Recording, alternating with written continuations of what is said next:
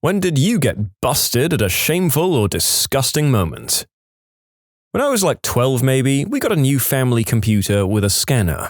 I stayed up late playing with it in the den. After scanning everything I could find, I scanned my hands, face, feet, and I even scanned my butt. It was so slow though, the scans would be all messed up and jittery from me moving. So, I flipped a small trash can, put the scanner on top, and knelt down in front of it. I worked up something decently rigid down there and then closed the door on the scanner. Mid-scan, the door to the den slowly opens. It's my sleepy dad in his undies looking very confused at me doggy-styling the new family scanner. "What are you doing?" "I'm scanning my eggplant." He didn't react at all, he just backed out and closed the door.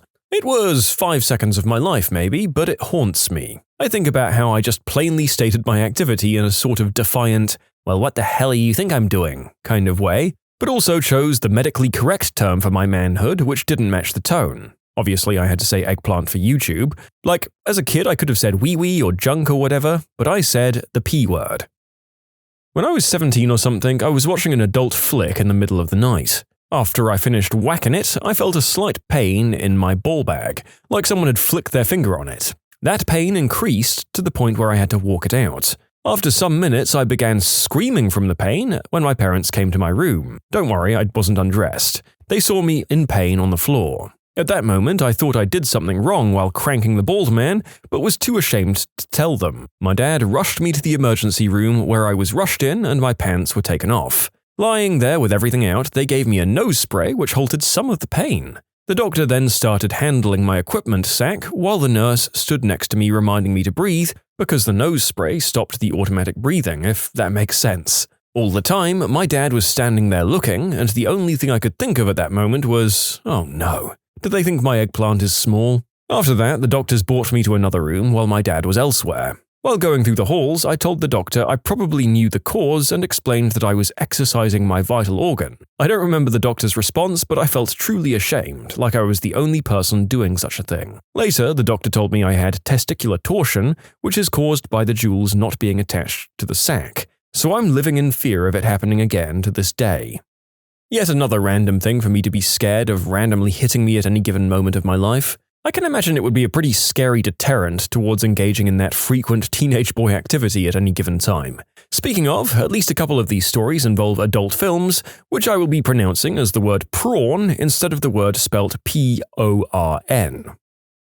When I was around 10 or 11 years old, my dad got my brother and I a computer to use. He set it up in the den and pretty much allowed us free, unsupervised access to it. He had gone out with his friends one night, and my brother, one of his friends, and myself were on the internet just typing in random things and adding .com to it. Now, back in the early 2000s, it didn't take long for us to stumble upon prawn, which led to us clicking on more and more prawn links because we were all like, holy crap, there's undressed women on here. Eventually, we bricked the computer and it blue-screened on us. Instead of turning it off and unplugging the computer and turning off the monitor, we just left it and went to bed. My dad got home and saw the blue screen, did the old Control-Alt-Delete trick to pull up Task Manager, saw that we had multiple prawns pulled up on the web browser. At this point, he makes us all come out of the den, sits us on the couch and tries to make us confess as to why the computer was blue-screened. We of course shrugged and acted like we had no clue. He then turned the monitor on and went through the internet history. We all just had to sit there while my dad clicked through some of the most heinous, debased stuff I've ever seen in my life.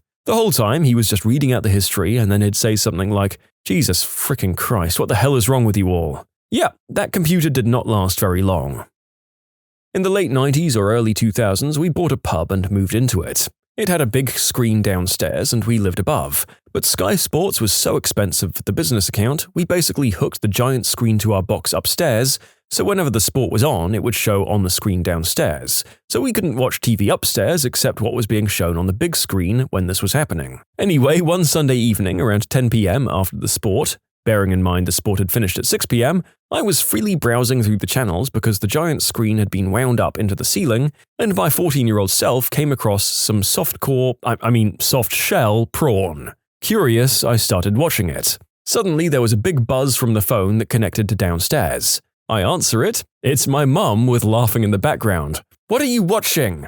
I was like, I was just flicking through channels. "Well, you've stayed on that one for a while, haven't you?" I forgot about the small TV in the bar area. It was still on and was showing the entire pub what my curious 14-year-old self was watching. I was mortified. Luckily, my mum never brought it up again, and neither did any of the customers, thankfully.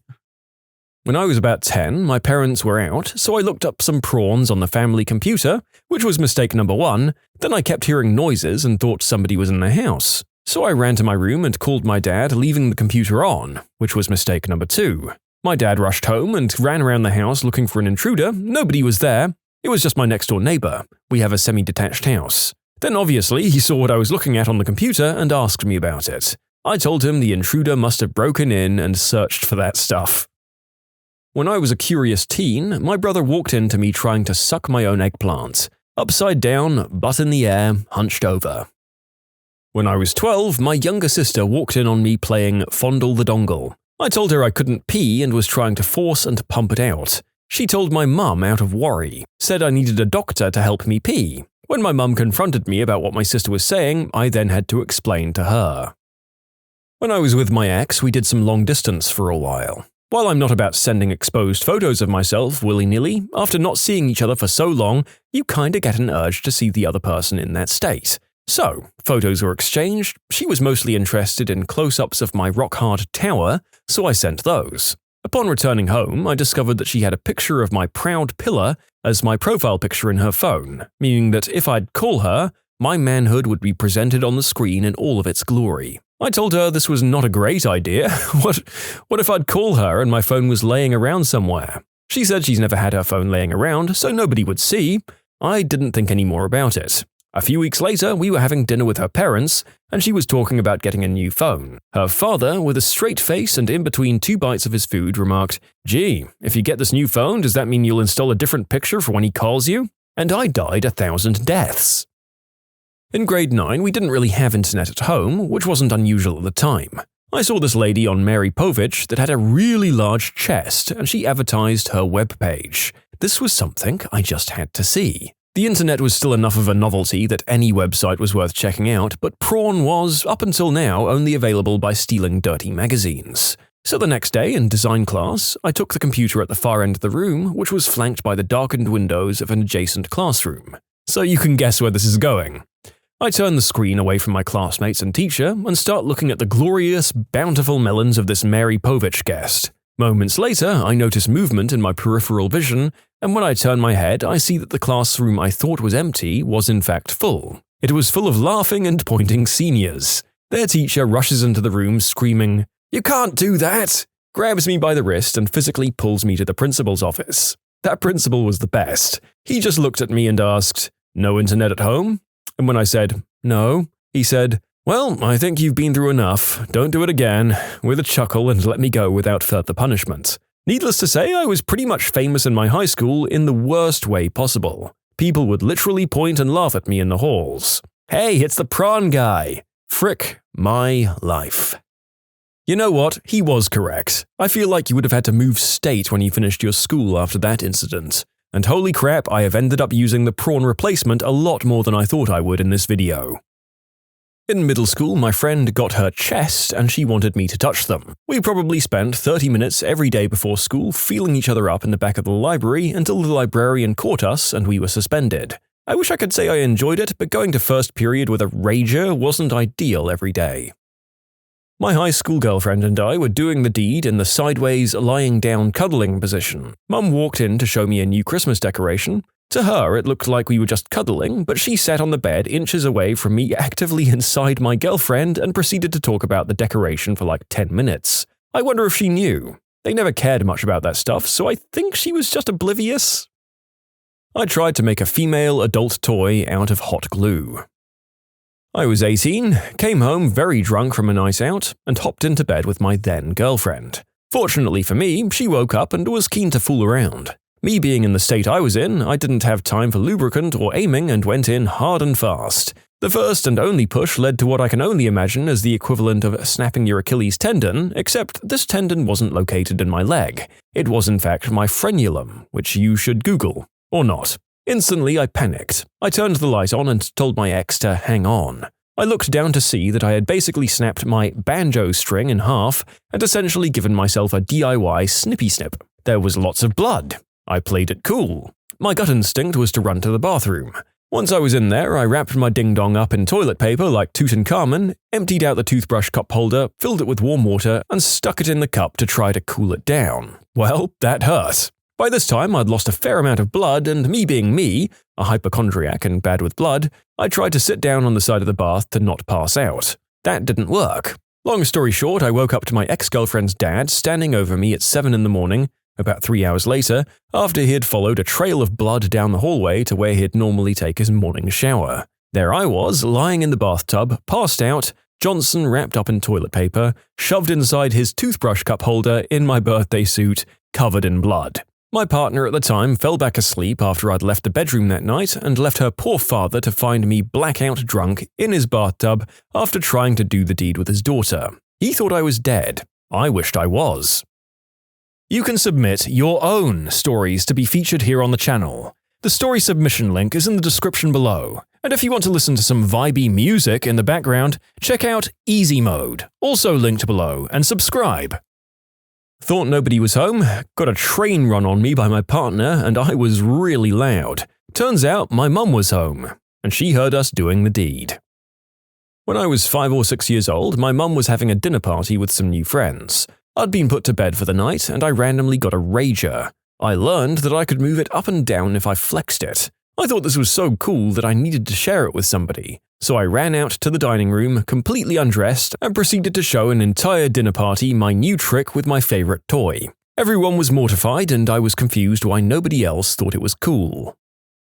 My dad caught me editing the game files of The Sims to replace the female underwear textures with underwear that just made them look undressed. I looked up some reference material and edited them in Photoshop. That's a lot of effort to put into something so depraved, isn't it? I didn't even know about mods back then. I guess it's weird that I put more research into how to do this than just how to download a mod. At least this way I learned the hard way how low the female reproductive organ is. It looks pretty weird if you plop it in the same place that a Johnson would go. I was once extremely drunk and staying in a very expensive hotel in Hollywood. I went to bed as I should. I woke up in the middle of the night and had to go tinkle. I walked through the bathroom door and closed it behind me. I then realized that wasn't the bathroom door, but rather the room door. I was locked out of my room in a fancy hotel, drunk out of my mind, wearing only my undies. I went to the elevator lobby where there was a phone, and I called the front desk and explained my situation. They said they'd send someone up. I realized I couldn't wait and continued searching for a place to pee, and found a janitor closet with a rolling mop bucket in it. I took a giant whiz in the mop bucket and then walked back to my room door, where a bellhop who really didn't want to look me in the eye let me back into my room. I'm very sorry, Mondrian Hotel.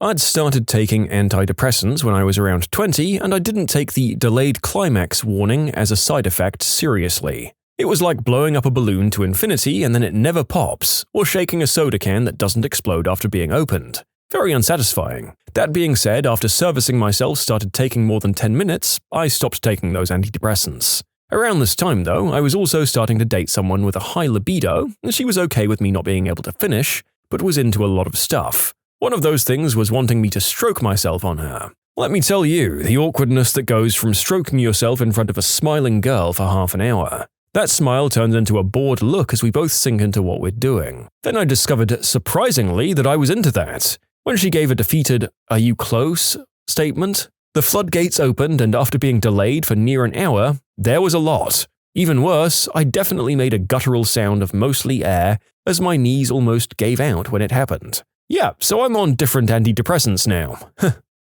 Well, that's certainly a predilection that I've never heard of before. I imagine getting off on people's disappointment could be a real plus for some guys. Literally a "joke's on you, I'm into that crap" moment. I was violently ill in my fiancé's house where we were living, while he was at work and his dad was working from home. I needed my mum to take me to the hospital.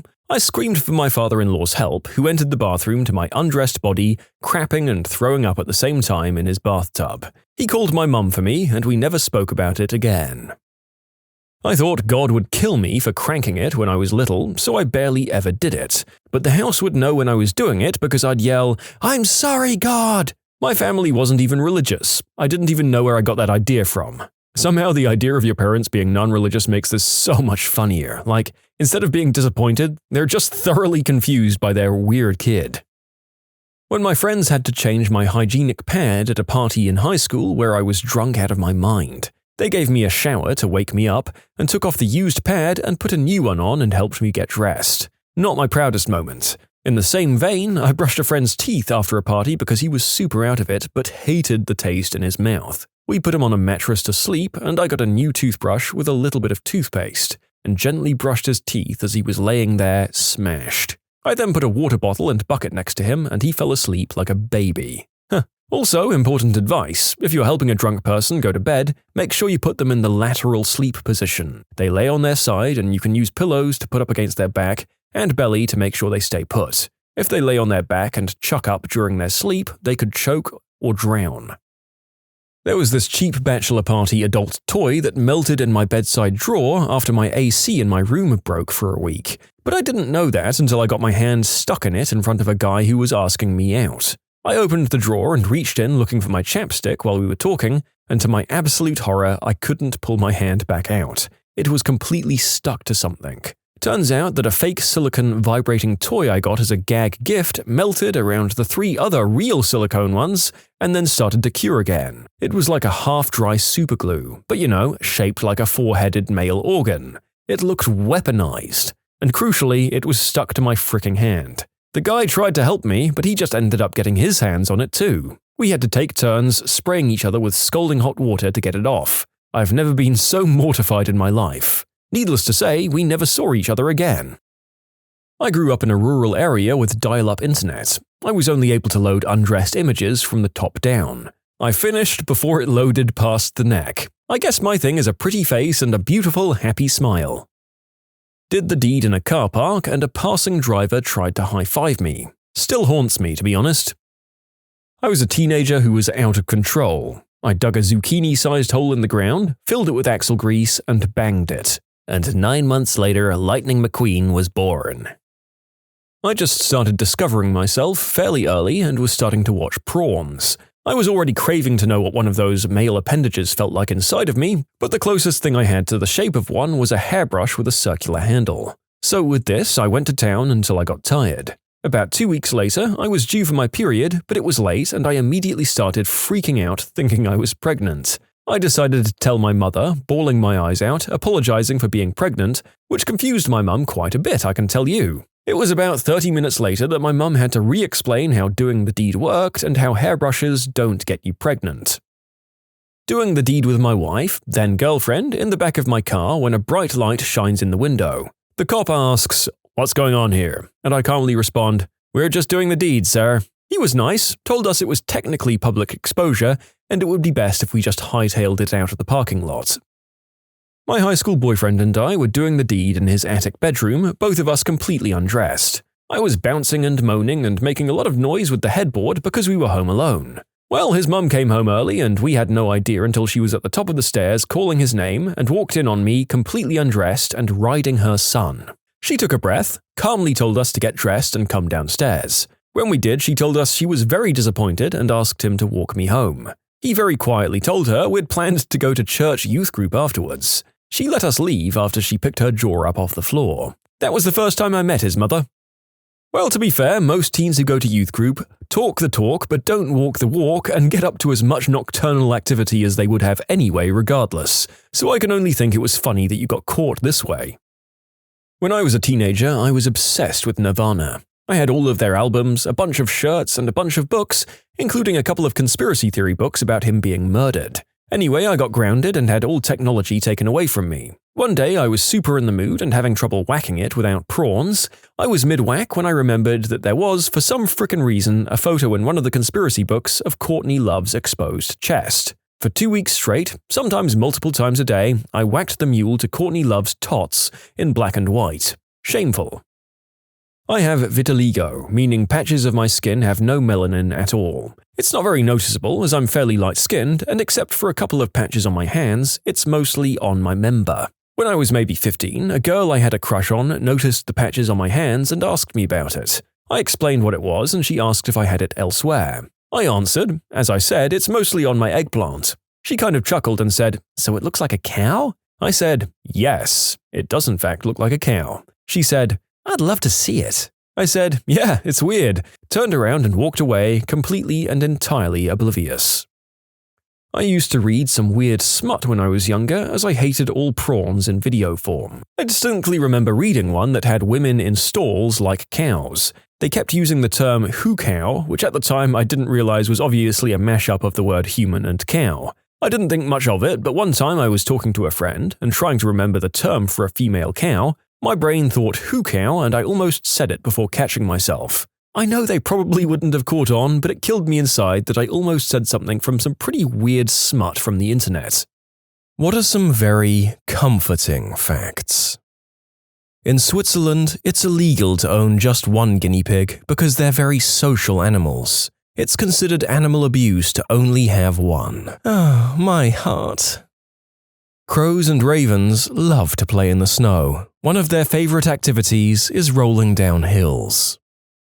Scientists in 2020 made a massive breakthrough in curing blindness, like verging on a cure. It was masked by the virus headlines, though. If I'm not mistaken, it was with children who had been blind since birth, under the age of 10 anyway, but still.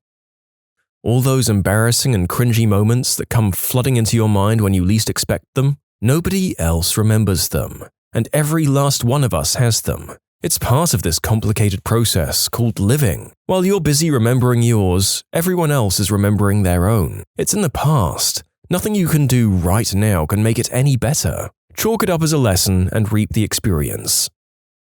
About 65% of America's aluminum is currently recycled. Every minute, an average of 123,097 aluminium cans are recycled. On average, Americans recycle 2 out of every 3 aluminum cans they use. The average aluminum can contains more than 50% post-consumer recycled aluminum.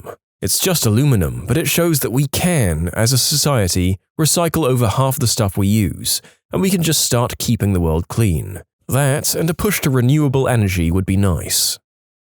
Bees take naps in flowers. So yeah, it's okay to need a nap. Even busy bees do. I too like to rest on my laurels. I grow pumpkins and the long vines are covered in big bell-shaped golden flowers. Every morning I go out and take a peek inside, ever since I discovered that they always have 2 or 3 sleeping bees in them, bees that have spent the night safe and warm inside. Little bee hotel rooms, as it were. Although it's very cold and the vines aren't producing pumpkins right now, I'm leaving them in place just for the bees. If you make it to the airport without dying, you've already passed the deadliest part of plane travel. Cows have best friends. So do horses. They work significantly harder when together, and they tend to scare less easily. Now that I think about it, most mammal pets and domesticated animals that I've been aware of have often ended up having one friend that they've become closer to, and it's always adorable, so that's great. Swedish blood donors receive a text whenever their blood is used to help someone. So do Australians. And folks from the UK. Some fish like to be pet. Clownfish are attracted to people. I went snorkeling around some reefs, and after wiggling your fingers at them like a worm, they come swim up to you and swam between my fingers. All of the cardigans Mr. Rogers wore on camera were knit by his mother. Mr. Rogers' fact are the most wholesome facts. His favorite number was 143 because the words, "I love you" have 1, 4, and 3 letters. There's a lighthouse in Massachusetts that blinks 143 and is known as the I Love You Lighthouse. Minot's Ledge in Cohasset. Your body is home to its own unique ecosystem, the human gut. It sounds gross, but billions of little creatures living inside you are helping you digest things, dispose of waste, and survive natural toxins in the food you consume. If you ever feel like you're useless or that your existence means nothing, that's not true. You literally mean the world to your gut flora.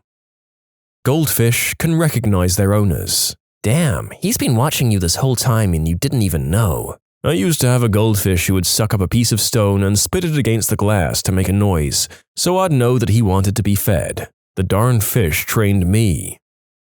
There's a volunteer organization called No One Dies Alone. You're at a Sacred Hearts medical center, you're terminal, and you need a companion. From someone to talk to or just someone to hold your hand, they'll make sure someone will be there for you. Other hospitals have this too. In dog or wolf movies where they use real-life dog actors, the film's editors sometimes have to add CGI tails because the dogs can't stop wagging their tails because they're so happy. I used to have a sweetheart of a dog who loved to roughhouse. She was big and her play growls sounded scary if you didn't know how gentle she really was. Ever since her, when I see attack dogs on screen, I notice they often have the same body language and tone that she had. Otters hold each other's hands when they sleep so their mate won't drift away. Dogs make cute little sneezing sounds to tell you they're playing and not fighting.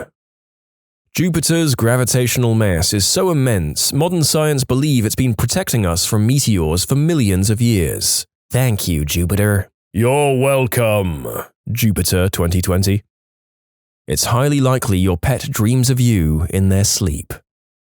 Stan Lee started creating the Fantastic Four, Spider-Man, Iron Man, etc. at around 40. So even if you think that you can't get anything out of your life, you can still push yourself creatively and leave a lasting impact on the world at an older age. I used to be a caregiver at a retirement home. I took care of a lady who started painting when she was 60 and kind of had an accidental career. She sold lots of paintings to hotels and in street fairs. She had a 20-year run as a painter. Wow, that's wonderful. There are many examples when people changed their careers late in their lives. Ray Kroc spent his career as a milkshake device salesman before buying McDonald's at age 52 in 1954. He grew it into the world's biggest fast food franchise. Anna Mary Robertson Moses, better known as Grandma Moses, began her prolific painting career at 78. In 2006, one of her paintings sold for $1.2 million. Previously, she was a housekeeper and farm laborer. Larry David got his start as a writer for Saturday Night Live when he was in his late 30s, but he wasn't exactly successful. As he told Vanity Fair,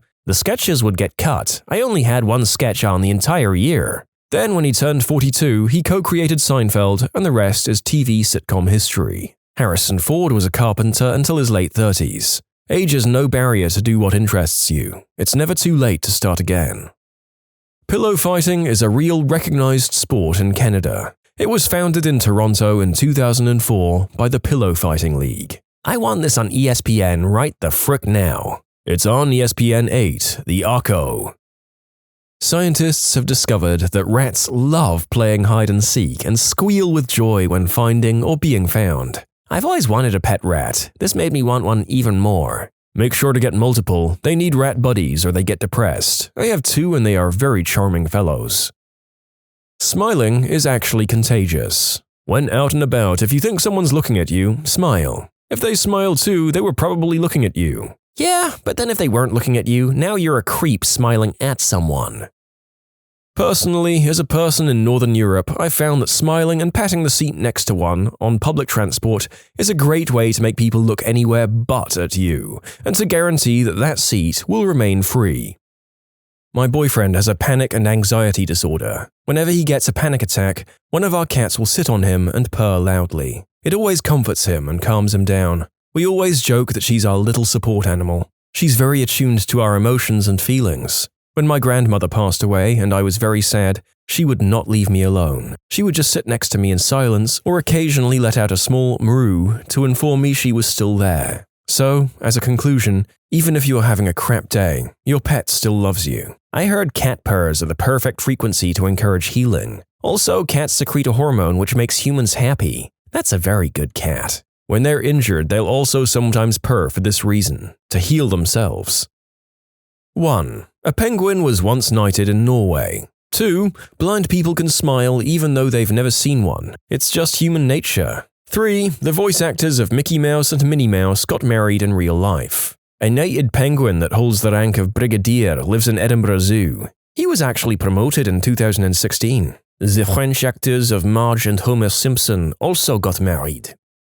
Admitting you're wrong is not a show of weakness. It's a necessary step to become better. Liechtenstein once deployed 80 men for protecting the border against Austria. Despite their worries, they saw exactly 0 combat. When they called it a day, they returned home, with 81 men, because an Italian bloke bumped into them and wanted to come and live in Liechtenstein. They literally made a friend on the way. But the real Homeland Defense was the friend they made along the way. An Eider Down comforter by Matuk sells for over $16,000. Eider Down is harvested by collecting it from the eider's nest, making it the only down product that doesn't result in harm to the bird. I don't know, if I was an eider bird, I'd be pretty teed off if someone kept nicking my bed every time I left it alone for a minute. The people who harvest the nest keep a schedule so they only nick a nest a bird is done with, since birds typically only use the nest during mating, egg care, and chick seasons. So, when a human just leaves their old mattress out on the sidewalk, it's trashy, but when a bird does it, it's $16,000. Think of all the worst days in your life. You've made it through every single one of them, and you're still going strong. There's always another day on the other side. A group of pugs is called a grumble. If you've lost someone and you feel like they are completely gone from your life, think about the impact they had on you and on your loved ones, on others, and think about how that impact continues to live on throughout all of life. That impact won't die with them either. The chain of life goes on. Existing is hard, but most things around you are also alive and going through their own cycles. So in this way, you're in this together. Malala Yousafzai, the girl who was shot in the head by the Taliban for insisting on going to school, completed her final exams in the University of Oxford several years ago. You can submit your own stories to be featured here on the channel. The story submission link is in the description below. And if you want to listen to some vibey music in the background, check out easymode, also linked below, and subscribe. Whenever I've experienced heartbreak or something scary or intimidating, I remind myself I'm not the first person to have ever gone through, and for some reason I always find it comforting. I'm not the first person to be scared or sad, and thousands of others have gotten through what I'm going through, and if they can get through it, why can't I? I'm stating that this is something I find comforting when I'm needing to cope. It doesn't mean it will work for everyone, and I don't view it as others have gone through this, so my feelings are not valid. It's more of, thousands of other people have felt this way before, and if they can figure out how to cope with it or navigate or heal from it, then why can't I? This is just one of the many tools I have in my coping toolbox that I use. It's me telling myself, if other people can figure out how to get through this situation and experience, then I can too. I'm just drawing inspiration from others.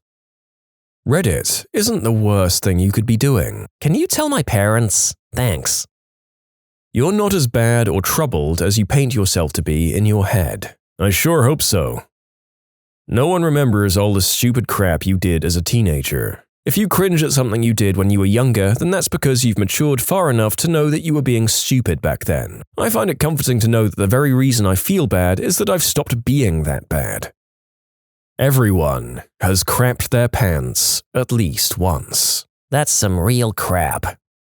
I know that it's true because, babies, but now I genuinely wonder if there are people who have never crapped their pants in their entire adult lives. I mean, there have been a whole bunch of people in the history of this world. Did anyone hit that lifetime achievement? What age should we say the competition starts from? Age 6?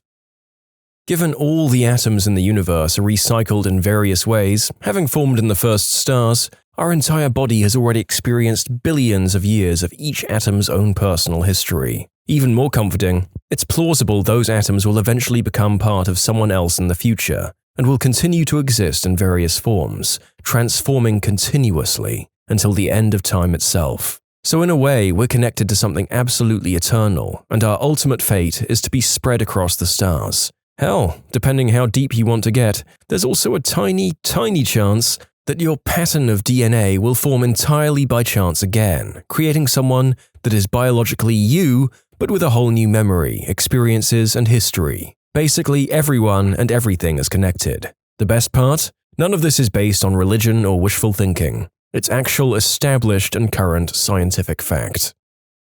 No matter how anxious you feel you are, no matter how ridden by fear you feel you are, every single one of us is the genetic survivor of hundreds of thousands of years of survivors. Each one of us came from a line of people who made the next correct intuitive move, survived incredibly difficult things, and were able to pass their genes on. So almost to the biological level, you can relax into a trust that when the moment comes, where you will be faced with the biggest challenge, you'll be able to draw on a deep reservoir of shared human consciousness that will say, now it's time to make the next move, and we can do this. Elizabeth Gilbert. Van Gogh didn't start painting until his late 20s. Samuel L. Jackson didn't even get his first big role until his 40s. It's never too late to be who you might have been. It should be mentioned that Van Gogh sold only one painting in his whole life. Technically, Van Gogh sold hundreds of paintings in his lifetime, just not his own. He used to work for an art dealer. America had a black president for longer than the Confederacy existed. I like this. I'm comforted. Hey, I'm seeing how you're getting some comments from non-Americans about this. As an Australian, I know most of my fellow Aussies I talked to were really gosh darn impressed that happened. Your dog loves you. People see you as 20% more attractive than you see yourself as. And a lot of people need to hear this. Like, it breaks my heart that people don't believe they're good looking, when in reality, you are a gorgeous son of a witch. I know, for all of you saying 20% of 0 is still 0, screw you. Love yourself and accept yourself. If not, I'll make you love yourself. During the Second World War, a Muslim man once owned a mosque in Paris. After France got captured by the Germans, the French Jews were being killed. The Muslim man offered every Jew he could find shelter in his mosque, and handed out fake Muslim certificates so they wouldn't be questioned. He saved over 400 lives. No one's your enemy except the ones you make yourself believe are. Cats will slow blink at you to give you kisses.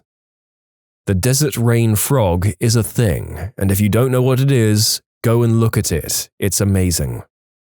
If you're ever feeling lonely, remember, there are billions of cells in your body and all they care about is you. Most of them are bacteria. Well, they're still essential.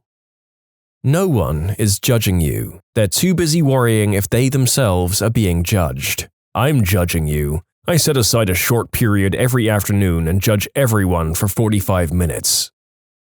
My country is pushing for a series of laws that would make ecocide, the destruction of the ecosystem, a punishable crime.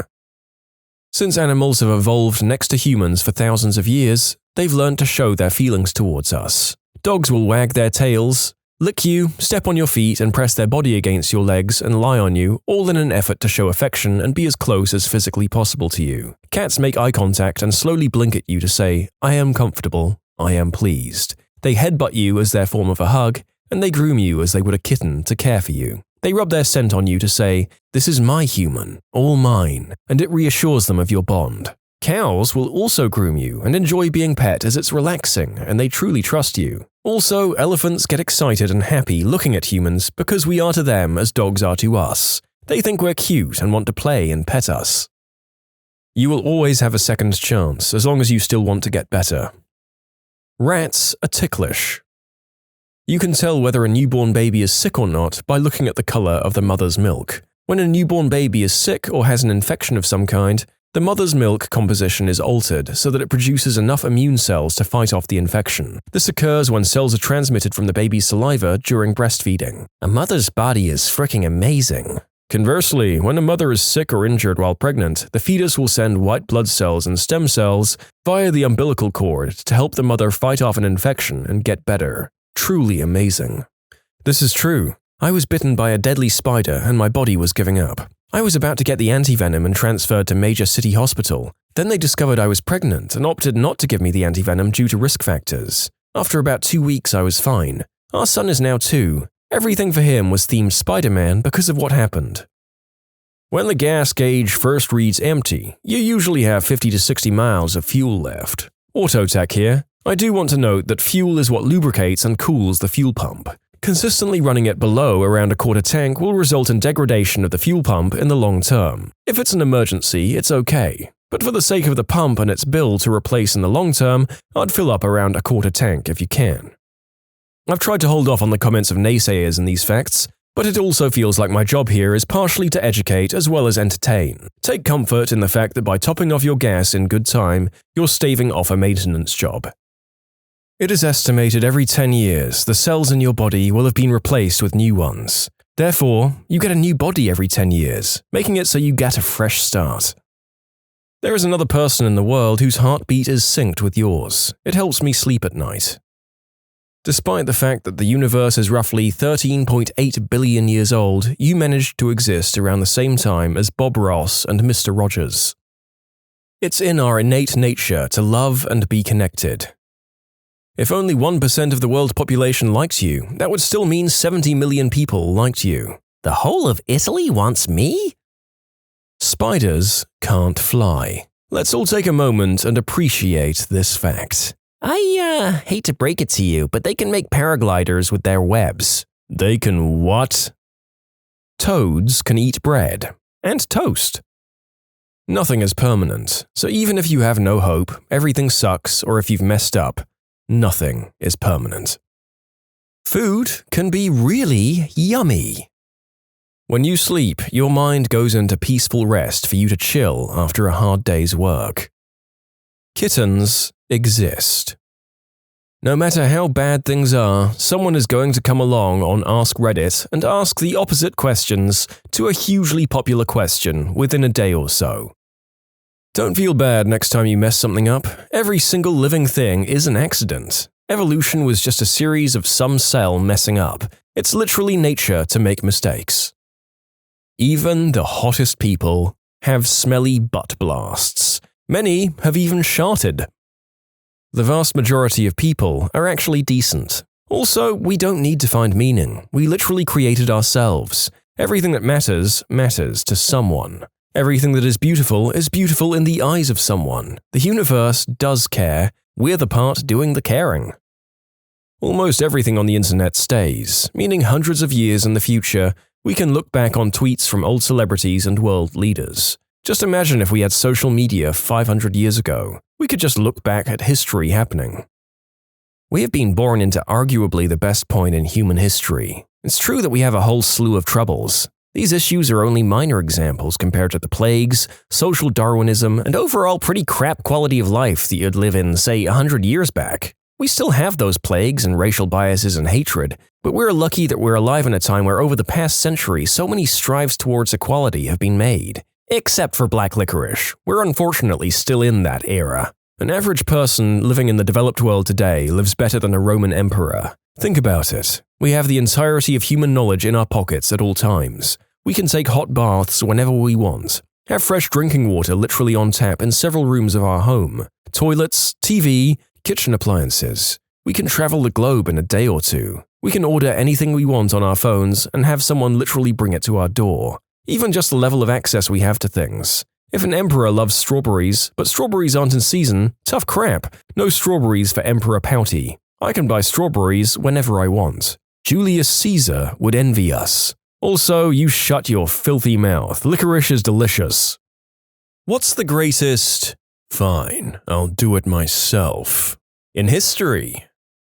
Canadian soldier Leo Major and his friend Willie Arsenault were scouting a Dutch town called Zwolle that had been captured by Germans in World War II. On this scouting trip, the two had decided to liberate Zwolle together, but were spotted and Arsenault was brought down. Major, enraged, killed 2 German soldiers while the rest fled. On the outskirts of the town, Major intercepted a vehicle, disarming the soldiers there. He told a French-speaking German soldier that all the Canadian artillery would be firing on the town in the morning, and left him free to spread the rumor, even returning his weapon as a total alpha move. That night, Major decided to single-handedly liberate the town. Arming himself with many weapons, he made explosions and noise, making it sound like the entire Canadian army was there. Several times that night, Major went back and forth from Zwolle to the Canadian base, taking 8 to 10 German prisoners each time.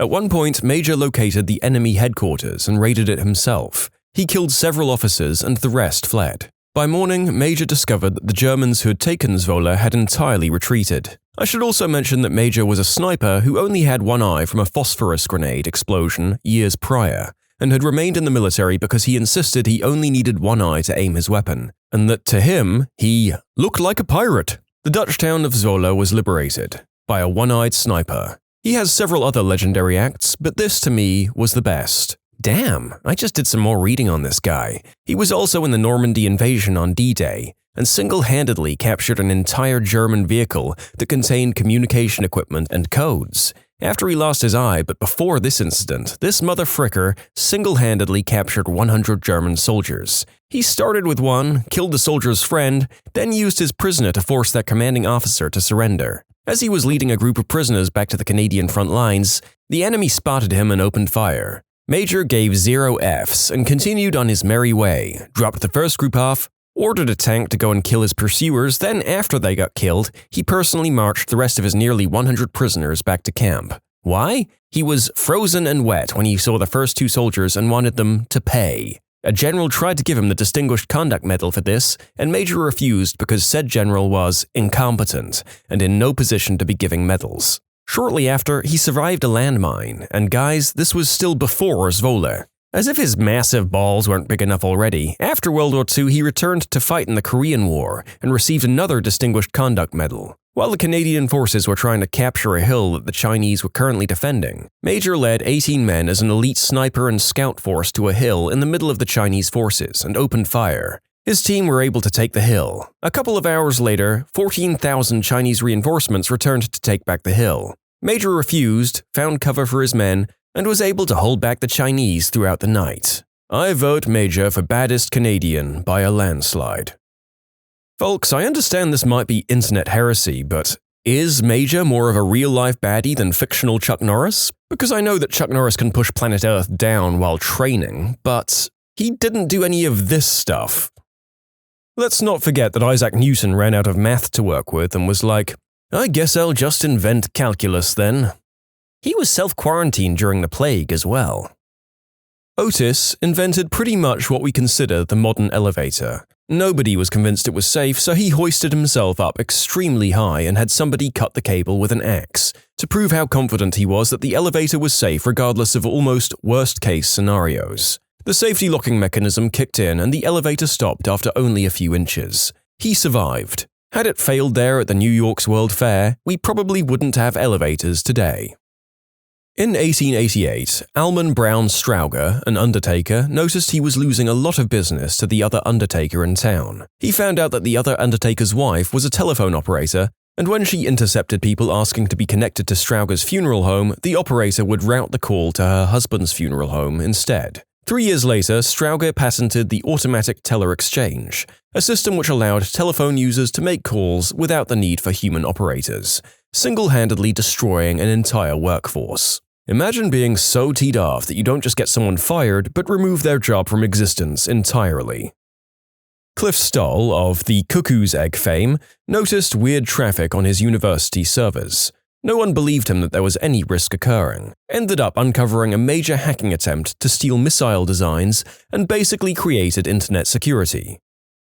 John Snow. Not that one, the father of epidemiology. No one believed him that the cholera outbreak in what is now Soho was because of a contaminated water pump. He broke it. They arrested him for vandalism and held him until the outbreak suddenly ended. He was also a pioneer when it came to anesthetics. Queen Victoria permitted him to put her under for the birth of her 2 children. I visited his memorial in Brompton Cemetery a few years ago. He's right around the corner from Emmeline Pankhurst's grave. Both sites had fresh flowers on them. Donald Knuth is one of the big names in computer science. Back in the 1960s, he set out to write the definitive texts on computer programming and analysis of algorithms. The first 3 volumes came out, and he started the 4th in the early to mid-1970s. He was unhappy with how the newer printing editions were typeset, and so he took a summer to solve that problem. A decade later, the 4th volume had still not been completed. But as a consolation prize, we got TEX, later extended to the more commonly used LATEX, without question the most comprehensive and powerful language for creating documents with heavy technical requirements. It's a strange mix of a markup language like HTML and a compiled language like C. It's completely free and has been for well over 30 years, and is probably the most bug-free piece of software I've ever seen. Certainly for its size and scope, there's not much out there of comparable quality. There is literally no mathematics that cannot be properly typeset in TEX or LATEX. Its default style is instantly recognizable to any working mathematician. It's used across nearly all STEM fields, and there are hundreds, if not thousands, of journals that only accept manuscripts written in LATX. It wasn't until the early 2000s that drafts of the 4th volume started to appear. Nobody has seemed to mind. Probably the time that Nando Parrado and Robert Canessa decided that they couldn't wait any longer and legged it for 10 days across the Andes with no warm clothes, climbing gear, or food, except some scraps of their dead friends stuffed into a sock. They literally found someone out in the middle of nowhere, Sergio Catalan, who rode horseback all night and then took a bus to get some help. The mountain climbers had come from the wreckage of a crashed plane that everyone had been looking for over 2 months. They needed help for the other survivors who were injured and starving. They saved 14 of their friends. There's a book written about it by one of the survivors himself. Miracle in the Andes, 72 Days on the Mountain, and My Long Trek Home by Nando Parrado. I never watched the movie, but the book still gets me to this day. It's one of the most disturbing depictions of humans' ability to survive even under the deadliest circumstances. A really humbling read, reminding most of us of our own fragility and how terrible and fleeting everything truly is. It's gotta be Imo Koivunen. He was a Finnish soldier in the Second World War when the Finns were trying to reclaim land from the Soviets. He got separated from his unit mid-war in the middle of nowhere. He was the one tasked to carry the narcotics they held in case of injury or tiredness, one of which was Pervitin, which was basically crystal in tablet form. Instead of just taking one or two, he downed the whole bottle and went on a weeks-long juiced-up rampage. He got hit by a landmine, evaded Soviet soldiers, caught a bird and ate it raw, all while on skis. He finally made it back to Finnish lines where, on arrival, he weighed only 90 pounds or so and had a heart rate of 200 beats per minute. He ended up living for another 45 years. There is one thing the rest of Northern Europe has learned: you do not mess with the Finns. Yes, they have a funny-sounding language. Those people beat tanks. On skis. Stay the frick out of Finland. Brian Acton interviewed at Facebook and got turned down. He said F it and built WhatsApp. Several years later, Facebook bought WhatsApp for $19 billion. Morris Hilleman invented over 40 vaccines during his career in the pharmaceutical industry. In 1963, his oldest daughter caught the mumps. He cultured a sample from her, developed a vaccine, and injected it into his younger daughter. That vaccine is still in use and has saved millions of lives. In total, it's estimated that his work has saved 118 million lives globally. The guy who started FedEx wrote a college paper about a nationwide overnight shipping company and got a C. Started the company anyway. Later, after he started it and it was struggling, he couldn't get a loan and the company was almost bankrupt, and he bet next week's payroll at the casino on roulette and won. Also got a Silver Star in the Vietnam War and now co-owns the Washington Redskins. The latter often viewed as the biggest failure in his life. The giant Norse axeman who held the choke point at the Battle of Stamford Bridge. By the time the bulk of the English army had arrived, the Vikings on the west side were either slain or fleeing across the bridge. The English advance was then delayed by the need to pass through the choke point presented by the bridge itself. The Anglo-Saxon Chronicle has it that a single giant Norse axeman, possibly armed with a Dane axe, blocked the narrow crossing and single-handedly held up the entire English army. The story is that this axeman cut down 40 Englishmen and was defeated only when a single English soldier floated under the bridge in a half-barrel and thrust his spear through the planks, mortally wounding the axeman. I'm surprised no one's mentioned Catherine the Great of Russia. She decided her husband was useless, which granted he was, and proceeded to set up a military coup to overthrow him. Even with the plan being discovered early, she dressed herself in military garb and marched with her new army, which had just sworn loyalty to her, down to Peter's palace, where he was forced to resign the throne, all without a single drop of blood shed. At least until Peter turned up dead sometime later under shady circumstances, but honestly, for a military coup, it was pretty non-violent. If saying, F it, I'm ruling Russia myself, isn't great, I don't know what is. I mean, it's right there next to her name for a reason. It's incredible, especially considering A, she's a lady, and B, she wasn't Russian. C, she originally wasn't Russian Orthodox. Not a very old story. Manji, or the Mountain Man, lived in a very remote village of India, whose route to nearby was blocked by a mountain, and hence villagers had to climb it every time, and they had to do that daily to get essential supplies. During one of these trips, his wife fell down the mountain. He loved her a lot. He tried to persuade the government to do a mountain tunnel project there, but to no avail. So he went on alone to break the entire mountain with just an axe. He did that for 10+ years and finally succeeded. There's a Bollywood movie on him too, titled Manji, the Mountain Man. You can submit your own stories to be featured here on the channel. The story submission link is in the description below. And if you want to listen to some vibey music in the background, check out easymode, also linked below, and subscribe. Desmond Doss, single-handedly saved from 50 to 100 men up on Hacksaw Ridge in Okinawa. His company was ordered to retreat when they were attacked by the Japanese, but instead he said, nah, stayed up on the ridge alone and unarmed and dragged as many soldiers as he could to safety without any help. Even when he was shot by a sniper and riddled with shrapnel, he made sure they took another guy down the hillside before him. And yes, I'm aware there's a movie, I've read about him before that, and I know he's done more than just what's in the movie. I just didn't want to make a 3,000-word post about the many ways this guy is amazing. Australian stretcher bearer Leslie Allen did a similar thing on Mount Tambu. Carried out 12 men one at a time on his back alone. Received a Silver Star. James Clerk Maxwell was idolized by Einstein as being the father of modern physics. Not only did he formulate the classical theory of electromagnetic radiation, but just for craps and giggles, he calculated exactly what Saturn's rings were made of from using pure mathematics. It wasn't until Voyager 1 and 2 passed by and took photos in the early 80s that we got a confirmation that Maxwell was right. He then calculated how to take a color photograph back in 1855. This was then achieved in 1861 and is recognized as the first ever color photograph. In 1947, a guy named Thor Heyerdahl was trying to prove his theory that the Polynesian islands were settled by people from South America, not Asia. Nobody believed him because it was thought that crossing such a large ocean with the technology they had back then was impossible. So he decides to build a boat using only the tools and materials available at the time these migrations took place. And then he sailed the boat across the Pacific Ocean, nearly dying in the process, but ultimately making it to the Polynesian islands. Thor Heyerdahl was a bit of a madman. He also tried to prove that the ancient Egyptians could have crossed the Atlantic Ocean by rebuilding one of their boats and, well, sailing across. It took 2 tries, but they did it. It's still pretty unlikely that the Egyptians actually did sail across the Atlantic, but it's neat to know that they could have. Yes, and it's important to note that the prevailing theory is that even though Americans could have settled the Pacific Islands, it's more overwhelmingly likely that it was people from Asia. So, amazing feats of strength and endurance, Thor. Very impressive on both counts. You're still probably wrong though, mate. Juan Pujol Garcia was a Spaniard who created his own counterintelligence operation for the Allies during World War II. Initially, he approached the British and American intelligence to offer them his services, but both countries rebuffed him. Undeterred, Garcia created a fictional persona as a pro-fascist Spanish official and got himself recruited by the Third Reich, who directed him to travel to Britain to recruit agents.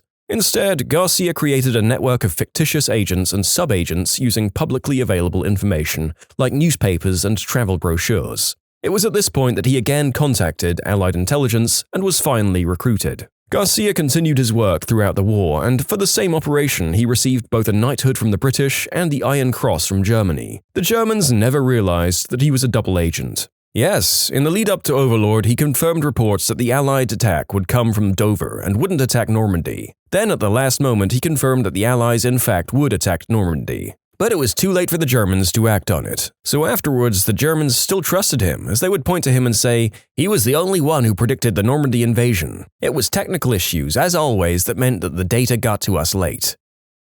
How about the doctor stationed in Antarctica that removed his own appendix? Gosh darn.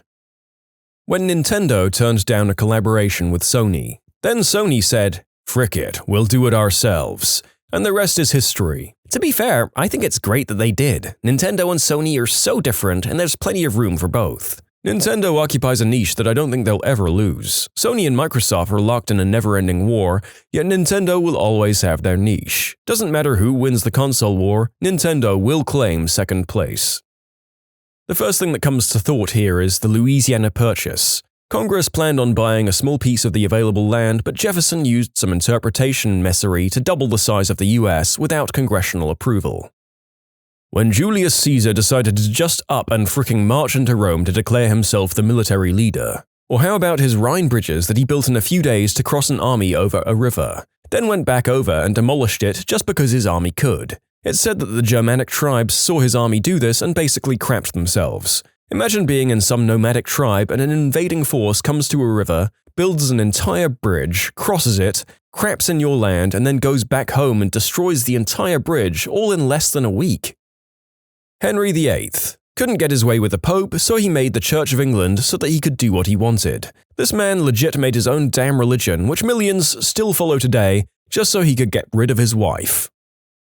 A man who was a tractor mechanic company owner made a good chunk of money and bought a Ferrari. He thought that the car wasn't as good as it could be, and it wasn't very comfortable, so he brought his own complaints all the way to Enzo Ferrari, the owner of the company. Enzo insulted the man, saying that a mere tractor mechanic didn't know how to make a good sports car. That sparked a rivalry that lasts to this day. That man was Ferruccio Lamborghini.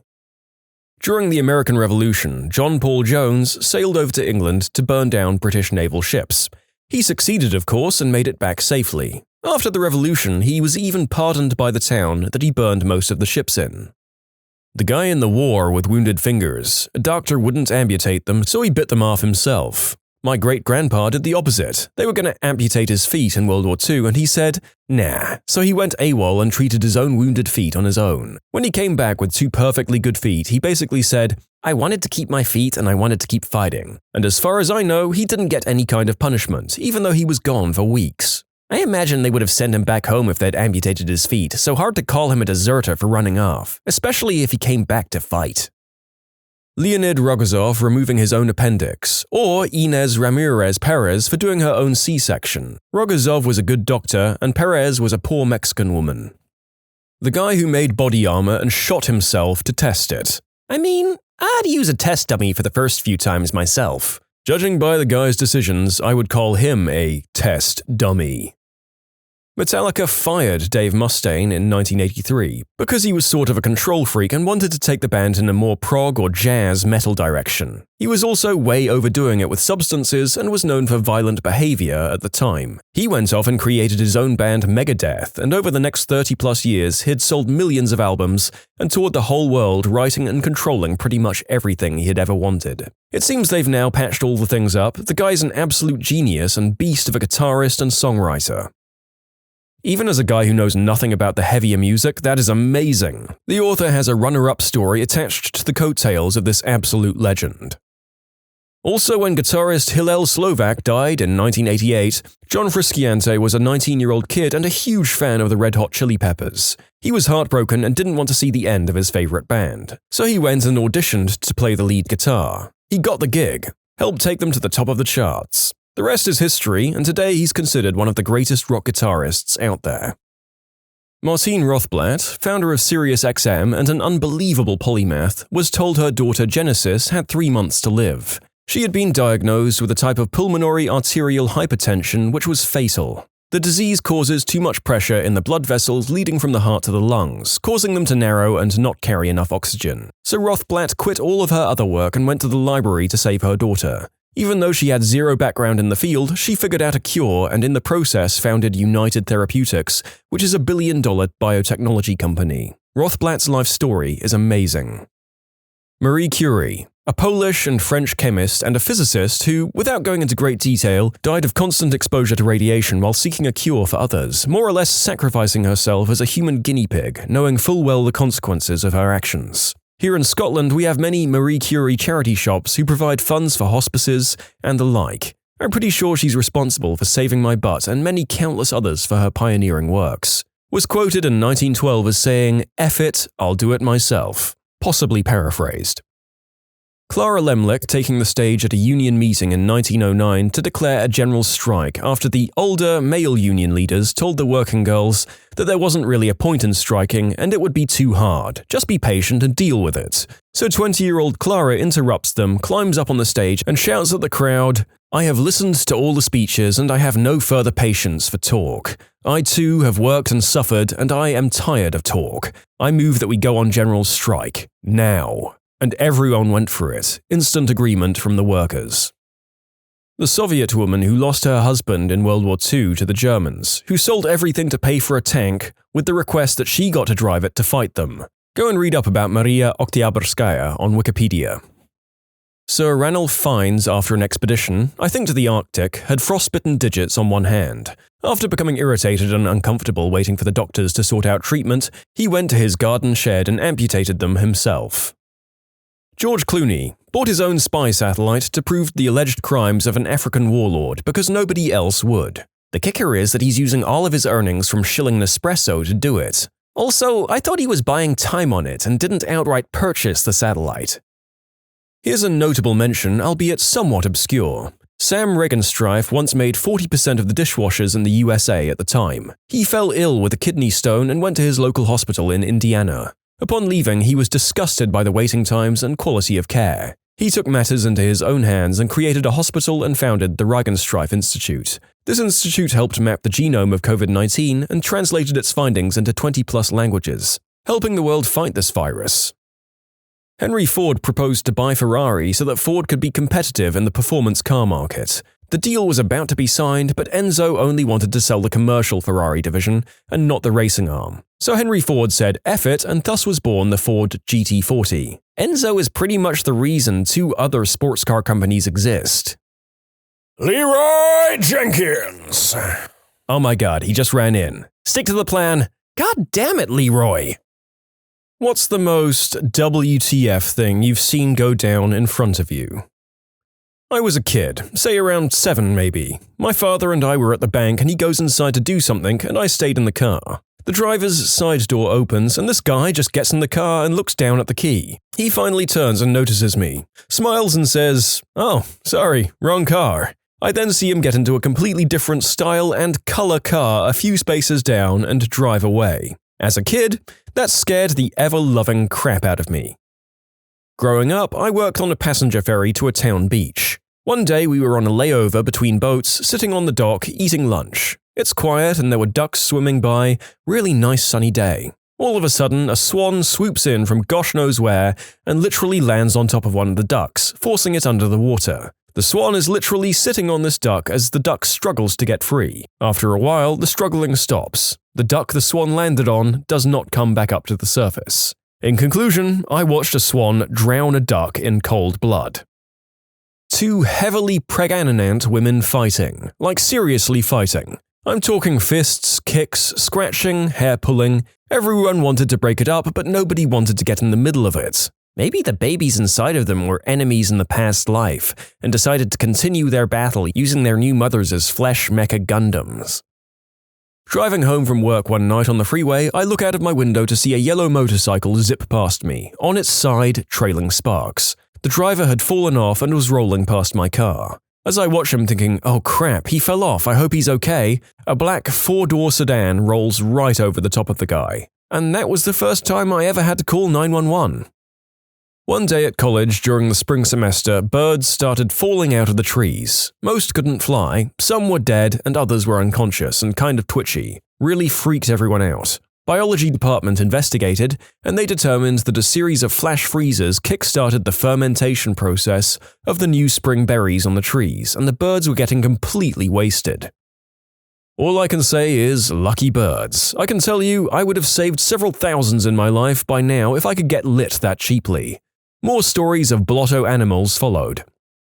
There was some zoo I visited in Florida where the mulberry trees dropped a bunch of overripe berries and the monkeys in the enclosure ate tons of them and got drunk as all heck. I've seen squirrels do this with walnut trees. The husk around the nut ferments, yard full of drunk squirrels. It was pretty cute actually. My aunt turned her barn into a nice little place to throw parties. Full bar and everything. One night a bunch of raccoons got in and managed to get into a bottle of whiskey and some beers. They got pretty hammered and went on a pigeon-killing rampage. Isn't nature amazing?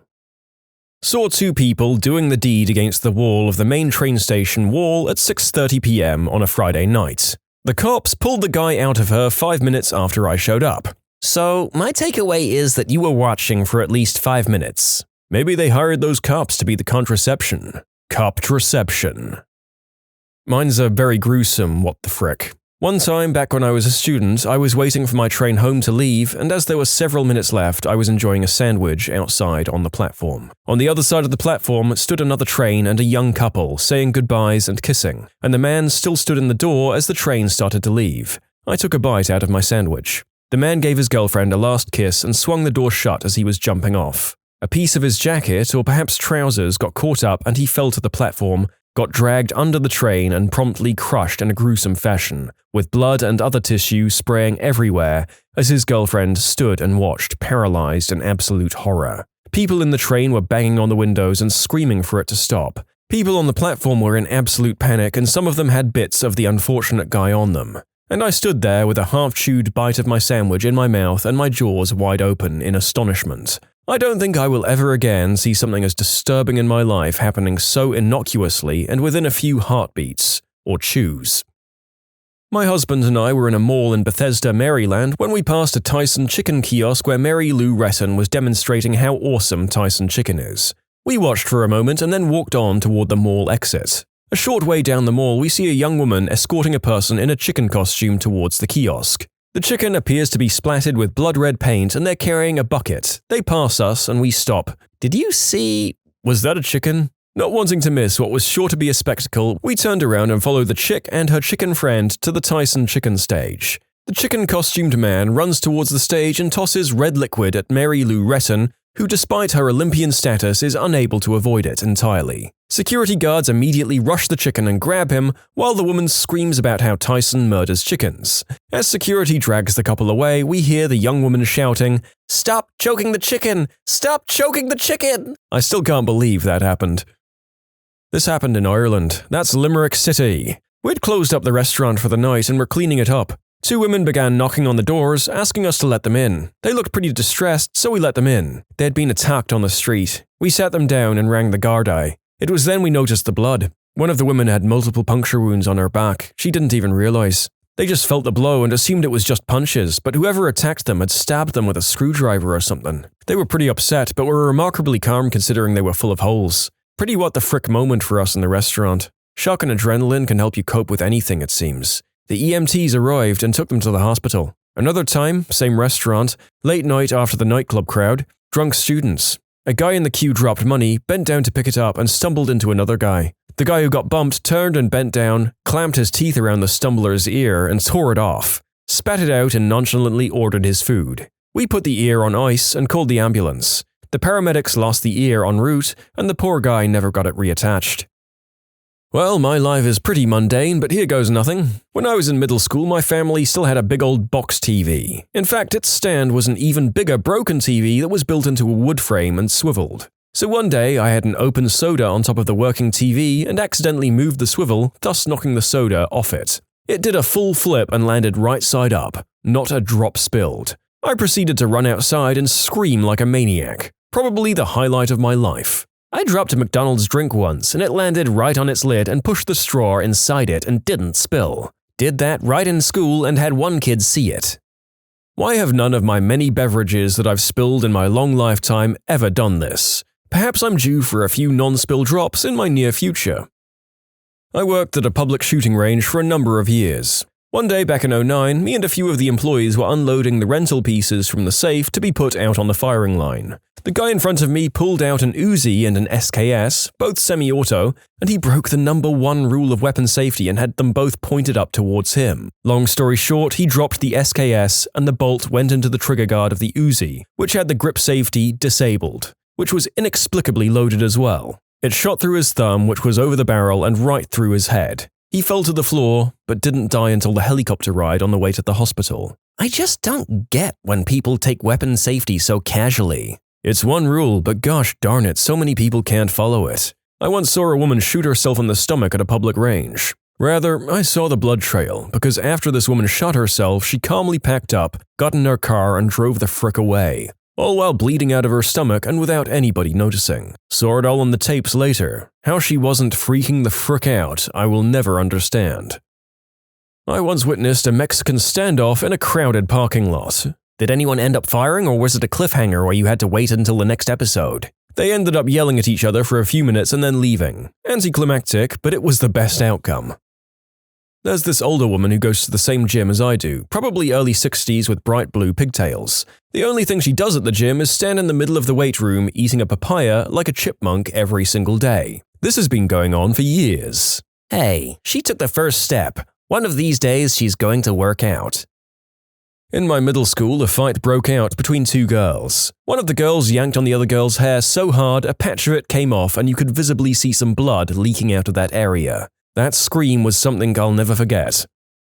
When I was 12, my whole street was running garage sales on a Saturday morning. Towards one end, there were two sales next to each other and one across the street. Everyone was out and about, including myself. I was surveying my spending options when out flies a deer from behind two houses, darts across the street and jumps right through the family room window of the house in the corner lot, shattered glass and all. From within the house, I could see the deer bucking wildly and spattering blood all over the white-painted walls. The father commando rushes in and after 17 seconds of chaos, yelling and screaming, the deer struggles back out of the window and limps away, bleeding a trail behind it. The commando dad slowly comes back out of the front door carrying his 6-year-old girl. She's pale white from shock and has her father's neck in a vice grip.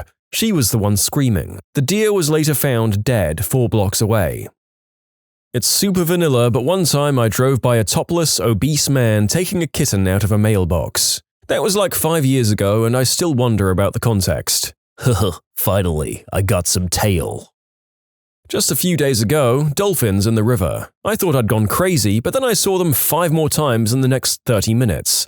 I'm still searching in the web whether it's possible. Is it? River dolphins are a thing, man. Google them. You can submit your own stories to be featured here on the channel. The story submission link is in the description below. And if you want to listen to some vibey music in the background, check out easymode, also linked below, and subscribe. I saw an ambulance hit a person riding a motorcycle. Don't know if that made it lucky or unlucky for the motorcyclist. I was in my car turning around to get into a parking space when I see that the space I wanted was occupied by a woman sitting on the curb taking a dump. Needless to say, I parked elsewhere. Was walking in central London to university about 6 years ago. Just me and 2 guys ahead on their bikes on the pavement chatting. They looked real normal. A city police van drives past me and stops at the traffic light. Suddenly, about 5 officers burst out of the back with SMGs, a rare sight in the UK, and grab these 2 guys, guns in their faces, and drag them into the vans, sirens on, and off they go. Biggest what the frick is why I didn't take the 2 free bikes. Taking the vehicles of 2 wanted suspects that may or may not have had substances stashed in them for all you know might not have been your best move in the long term. Best leave them be or take them to the station yourself. You know, a similar thing happened to me. I was driving to my parents in a suburban area and I stopped at a 4-way stop. Another car at the stop sign to the right of me stopped first. I was waiting for him to go. Suddenly, 3 cars box this one car in against the curb and 4 undercover cops get out. They pull the guy out of the car, bend him over the hood of his car, cuff him, and throw him into the back of an unmarked police car. Then I guess they were calling for backup and tow trucks, since they had their lights going and were standing on their walkie-talkies. I just sat at the 4-way stop, jaw hanging open until everything settled down. Then I just continued on my way. I think back to that and wonder if it actually happened sometimes. My first day in Seattle, way back in the summer of '99, I saw a hipster on Capitol Hill in unzipped skinny jeans walking his dog with the leash handle around his frankenbeans. Welcome to Seattle, where you can see at least one seriously what the frick moment every single day without even trying. I saw a lady I refer to as the bird lady in the metro station in Shanghai, China. She was putting sausage into her mouth, chewing it up so it was in small pieces and salivary, and then spitting it back into the waiting mouth of her granddaughter who had her mouth open and waiting like a little bird. It was gross, and I still remember it 4 years later.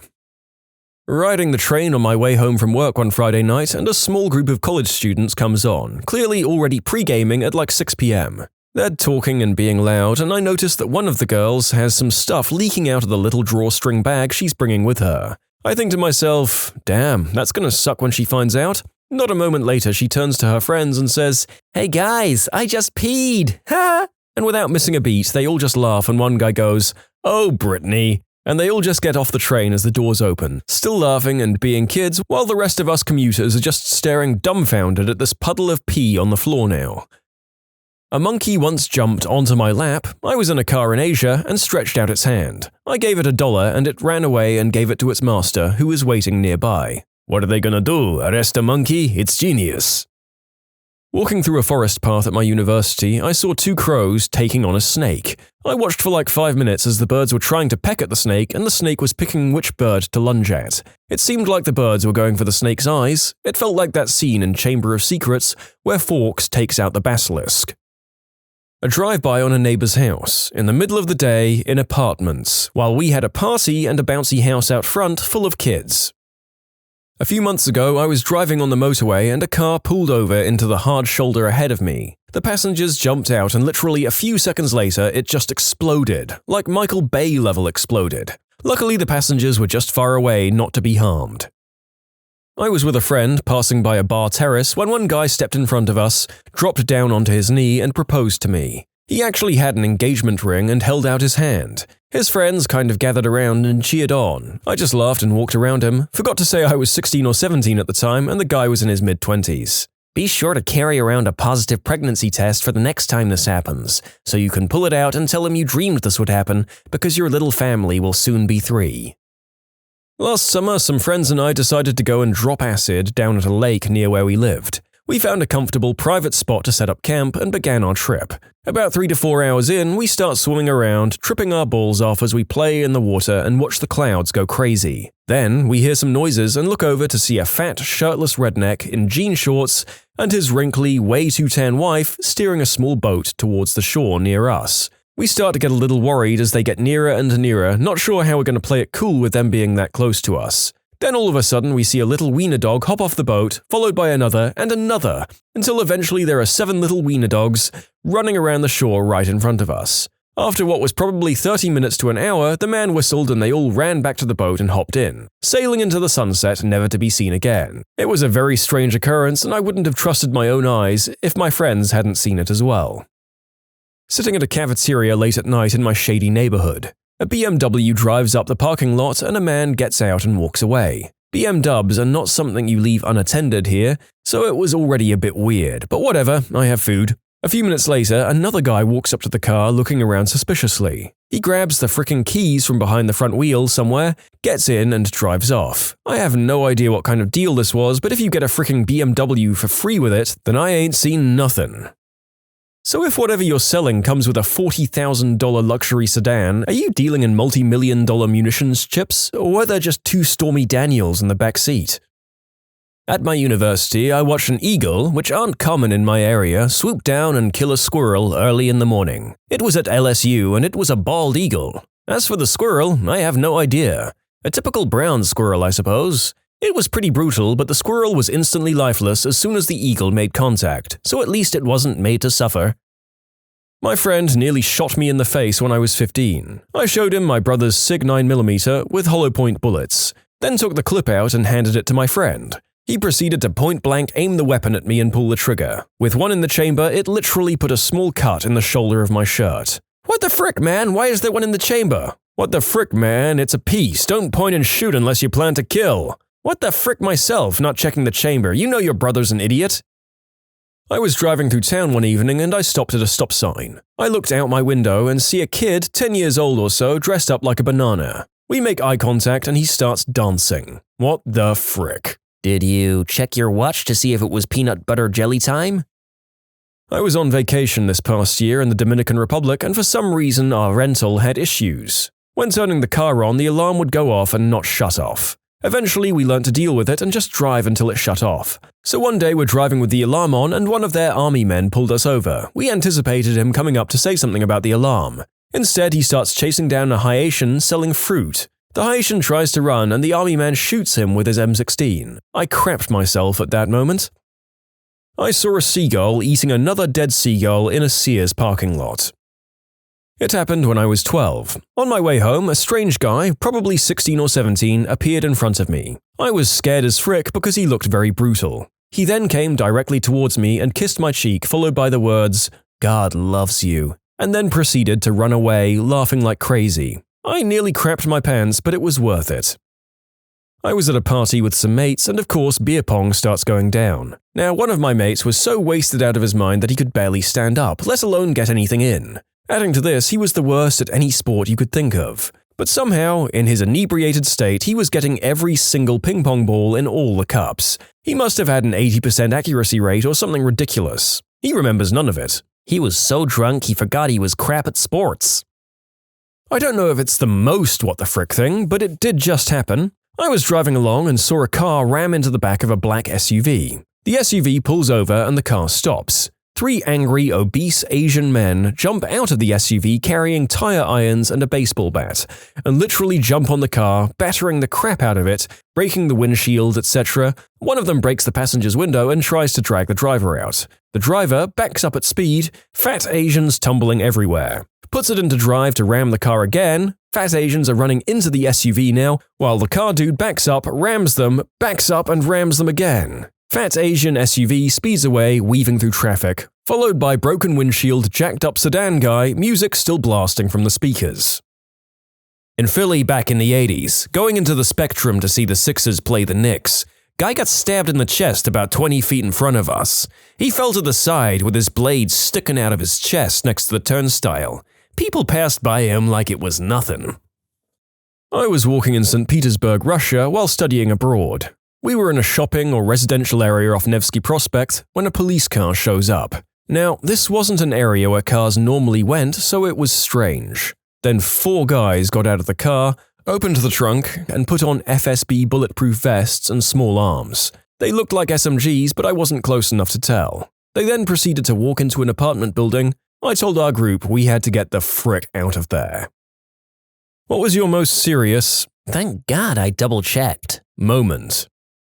Looking through papers to shred, I opened an envelope and inside was a $2,500 check. It was a refund from when we refinanced our mortgage. Things like that is why checks are such an outdated concept. Why couldn't they deposit it directly into your bank account? I think they'd certainly be happy had the check been shredded. Student pilot 8 years ago. Got fuel in a high-wing training airplane. The instructor was ready to go.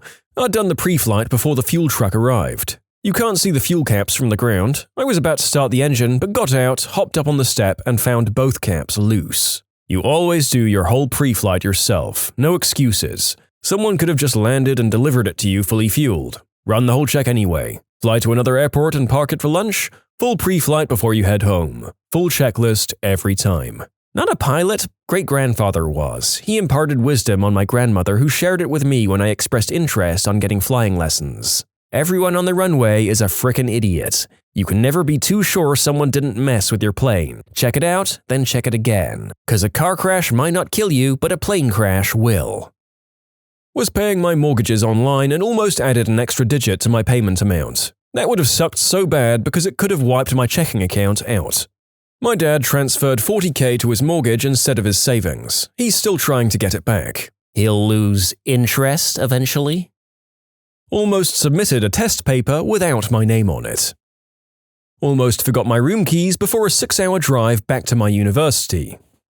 I think this applies. So summer 2010, my family is having the inside of the house painted. Hot as all hell, so my parents leave the upstairs windows open day and night to let out the paint smell and help it dry with the hot air. I really don't like this. I'm a naturally paranoid person. This went on for several weeks. We have a pretty big house. One day before I leave school, I decided to go upstairs and shut the window and lock it. They can yell at me later if they want. When I came home that afternoon, the painter told me, "Hey, that big ladder you have on the side of the house was getting in the way, so I moved it. Hope that's okay." I responded, "We don't have a big ladder." Apparently someone came up to the house and set up a ladder to get through the open window, but I'd closed it just by chance that day. I guess they saw our painter coming and they ditched it and split, sans ladder. Oddly enough, my parents kept opening the window at night and during the day after all that crap. Yes, we came up on a free ladder, but I'm scared of heights. Gotta say, those robbers don't seem like the most committed types, or maybe they're just smarter than me and they know when to cut and run. Answering exams and I finished early. Double-checked when the teacher reminded us that there were only 5 minutes left and saw that I hadn't answered the whole backside of a page. Luckily, it was multiple choice though. Oh my god, this happened to me in high school. I stayed up all night studying for a difficult history test, finished pretty early and felt like I did decently well on it. Went to my teacher's office later in the day to ask a question and she casually mentioned the backside of the test. Me? There was a backside? Teacher? Oh god, you didn't know? No. At this point I just broke down and started crying in her office. I couldn't believe I was going to fail the exam I'd stayed up all night for because I was too much of an exhausted idiot to turn the damn page over. Luckily, she took pity on me and let me do the reverse side of the test right then and there in her office. I'm still so grateful that she was so kind. Many other teachers would have said, "TS," and let me fail.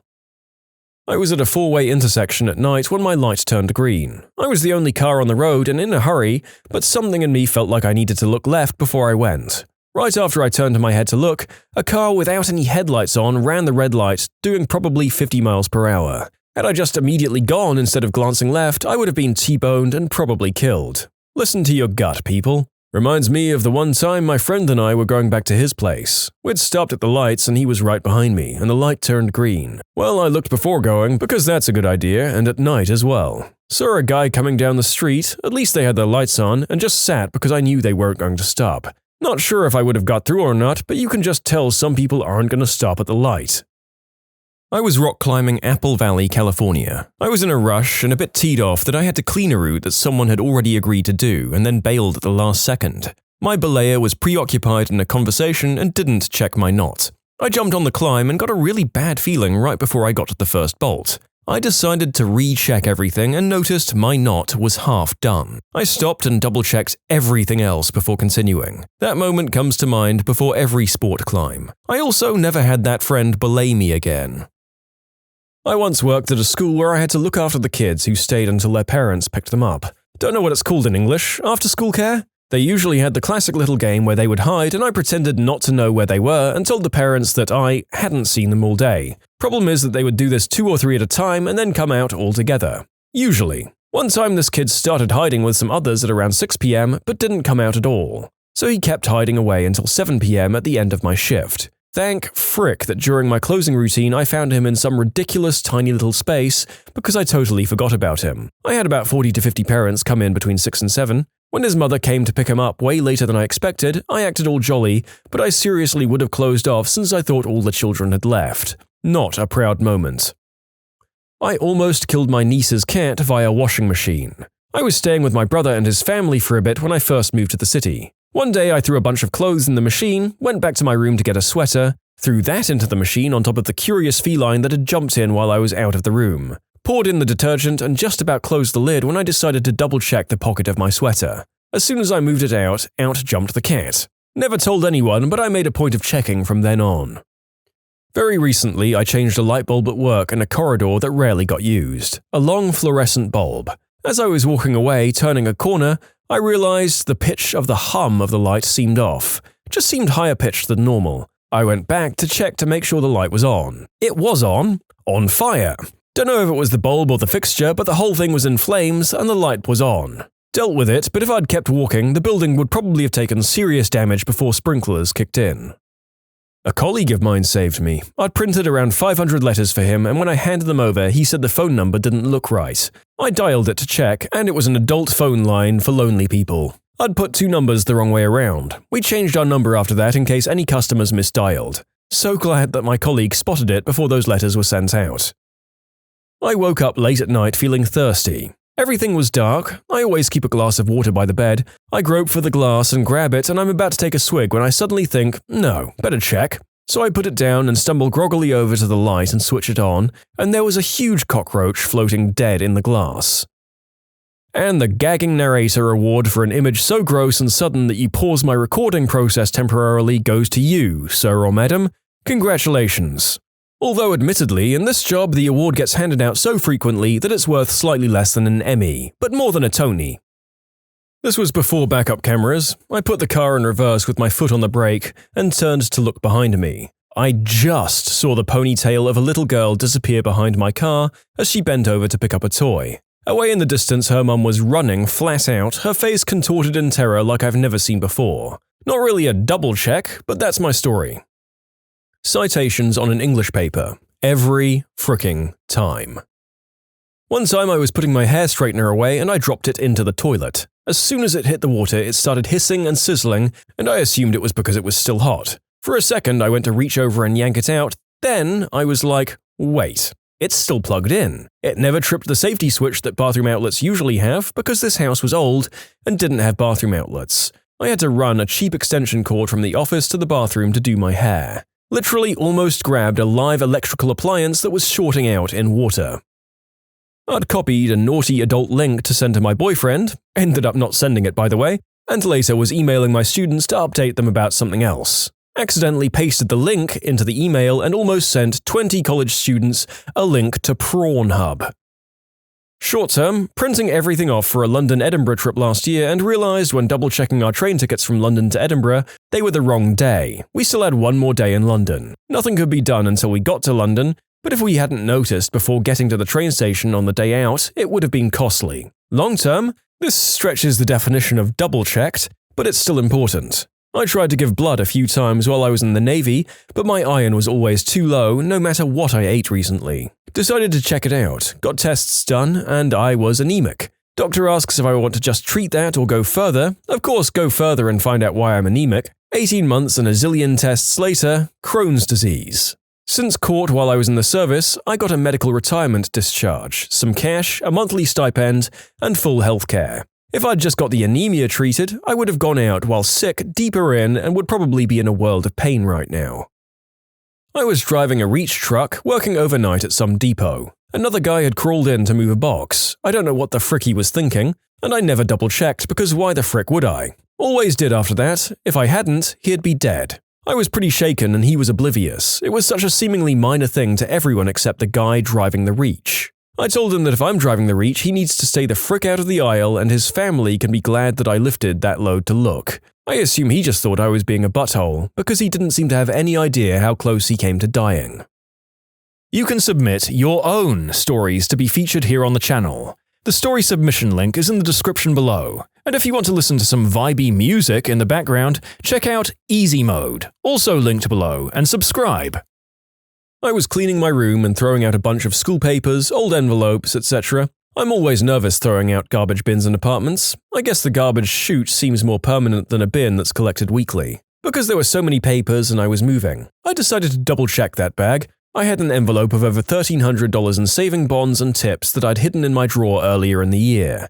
I felt like I'd made $1,300 that day. I have a very similar story. My parents were moving out of their house, so I was cleaning all of my stuff that I still had stashed there. I found a box of papers from grad school. I graduated more than 20 years ago. I looked through it briefly, took out the graded copy of my master's thesis, and was going to throw the rest away. It was all just papers and notes from classes I'd taken, and I'd figured I'd never have any use for any of it.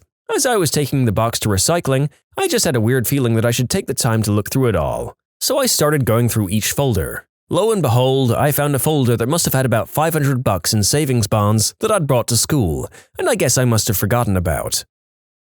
Veterinarian here. I asked for my assistant to bring me some glucose to inject into a 2-kilogram dog with hypoglycemia. He brings me this vial, and right as I was about to open it, I looked at it, and it was potassium chloride, KCl, which is used for euthanasia. Both were the same size and shape, but the one that would stop the dog's heart had a big black stamp on it, so it wasn't hard to differentiate them. As an extra, a professor of mine during a surgery asked for an antibiotic, which needs to be diluted before use, to inject after surgery was done. The intern brought the vial already diluted, but instead of putting injection water into the bottle, he'd actually put KCl.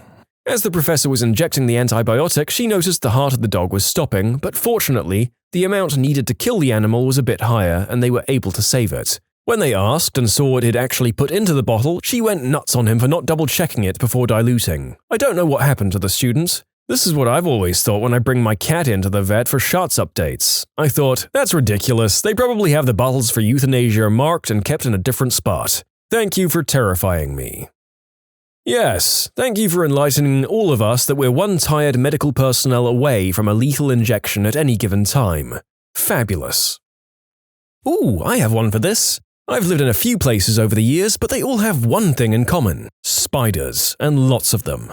At an early age, I learned to always smack the heels of my shoes against the floor, my knee, etc. to knock out any spiders that might have crashed in my shoes overnight. One day, I was getting ready to leave the house and something interrupted that little ritual. Came back and couldn't remember if I'd checked and was about to slip them on when I decided to make sure, and sure enough, there was one that fell right out onto my knee. But it wasn't just any spider, no. It was a freaking black widow. After jumping up and possibly crapping myself in the process, I found it dancing across the floor and dealt with it. But good lord, the thought of what might have happened if I hadn't double-checked still makes my skin crawl to this day. Every time I'm driving and I'm turning into a different lane, I always check over my shoulder. I check all of my mirrors, then look over my shoulder. Do you know how many times it looks clear to merge into a different lane based off the mirrors, but when I finally look over my shoulder, I see someone right next to me? Especially bloody motorcyclists.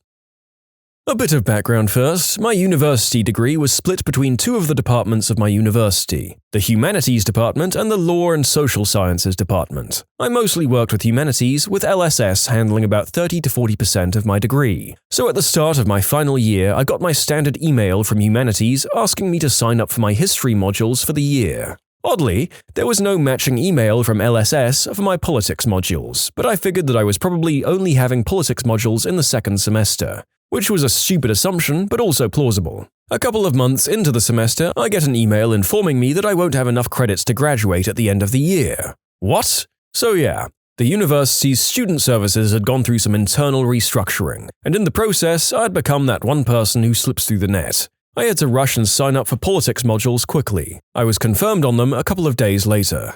I was chatting about it with a friend and thought, I should check to see when my first politics essay is due. It was 5 days away. I hadn't been to a single seminar or lecture. Well, crap. Happy ending. With 2 days to go, I managed to get in contact with my tutor, who got me a 2-week extension for extenuating circumstances after student services ignored my original application for an extension. It was my worst essay of my university career, but it was a pass, so screw it. This is more of a thank frick I had my husband double check, but anyways. Last week we went to bed downstairs a little late since our 3-year-old had colic. We lived in a half-finished apartment and heard a weird sound like the bulkhead door had been opened from the unfinished half of the basement. I, of course, thought someone had broke in or an animal had got in, so we locked ourselves in the room with our daughter and 4-year-old son and then called my brother-in-law who lives upstairs to check on it, since I didn't want to risk our children. He checks and clears it, but I just couldn't sleep after, which was a good thing since not even 10 minutes after he went upstairs, I heard a thump and sheet metal hitting the floor. At this point, I told my husband to quickly go out of the room, lock the door behind him and run up to get our dog, who is not people-friendly at all to those outside our family or close friends, to have him check the basement. When my husband went out, he looked over to see a panel had come off our furnace and it was billowing smoke and the fire alarms weren't going off. Thankfully, I knew where the emergency shutoff was. To keep this as short as possible, if I hadn't insisted my husband go out again, we might have been overcome by smoke inhalation in our sleep along with my sister and her whole family. In conclusion, furnace almost caught fire while the family was sleeping in a house with apparently faulty smoke alarm systems. Get your furnaces checked regularly and make sure you know where your emergency shutoff is, and test your fire alarms.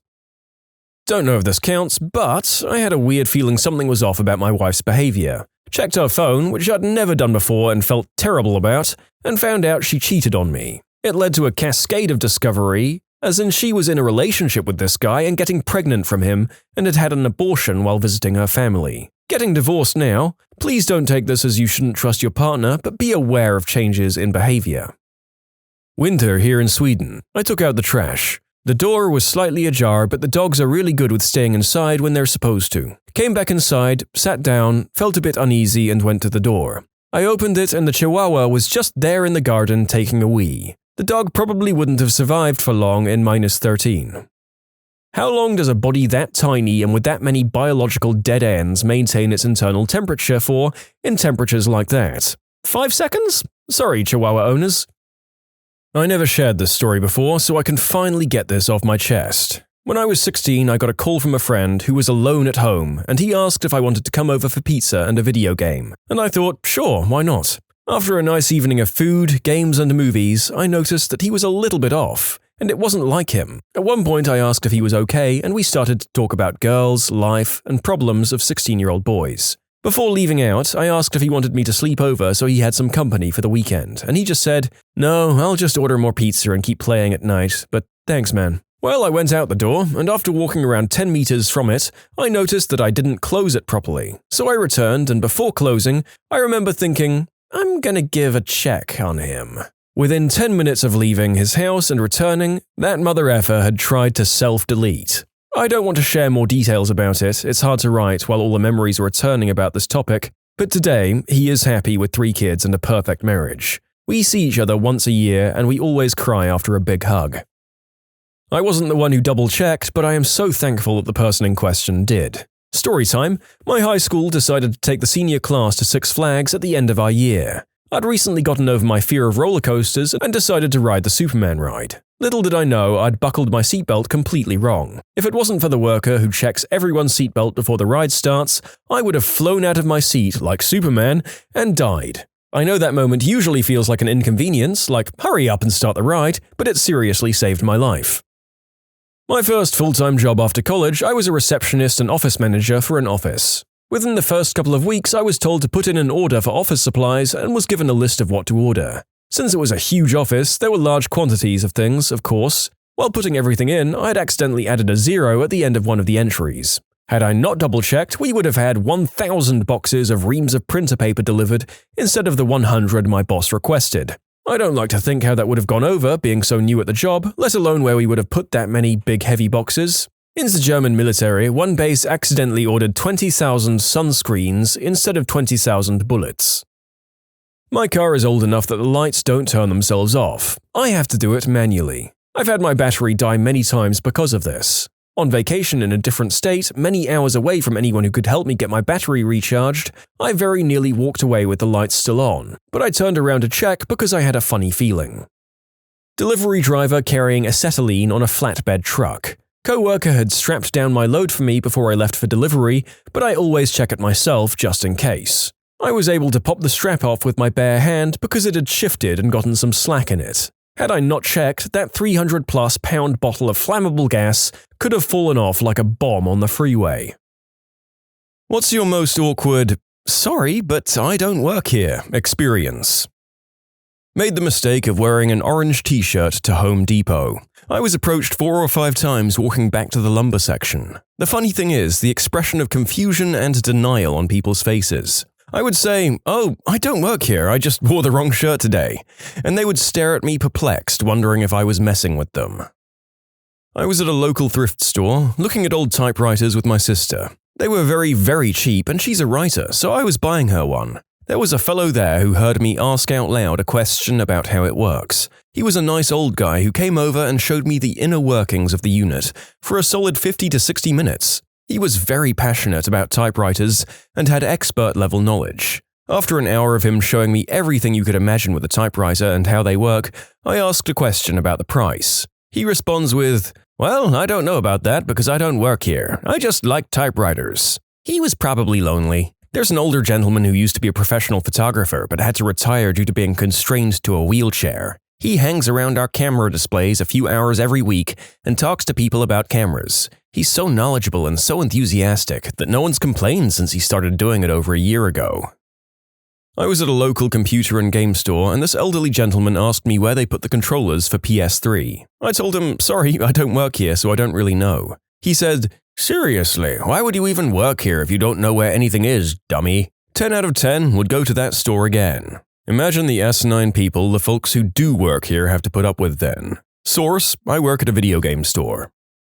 I was browsing movies at HMV when a lady came up to me and asked if I had Star Wars on Blu-ray. I was like, "Yeah, of course, they're my favorites." Then she asks where they are. At my house." That's when I realized she thought I worked there and wasn't just wanting to talk about Star Wars.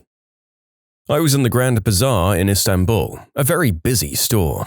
I asked the shop owner something and he just said, "Give me a plastic bag," which I did. I understand Turkish. Then I helped him for a couple of minutes putting things in bags. I was just trying to help since he was really stressed out. He apologized so many times when he realized I wasn't one of his employees, and he gave me a discount.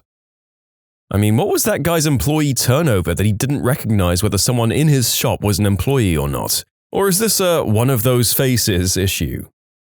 In 2004, I worked at a Petco that was right next to a Best Buy, so the same blue shirt and khakis, only different logos. I went over to pick up a game right after work and got sucked into a chat with a guy about picking out a laptop.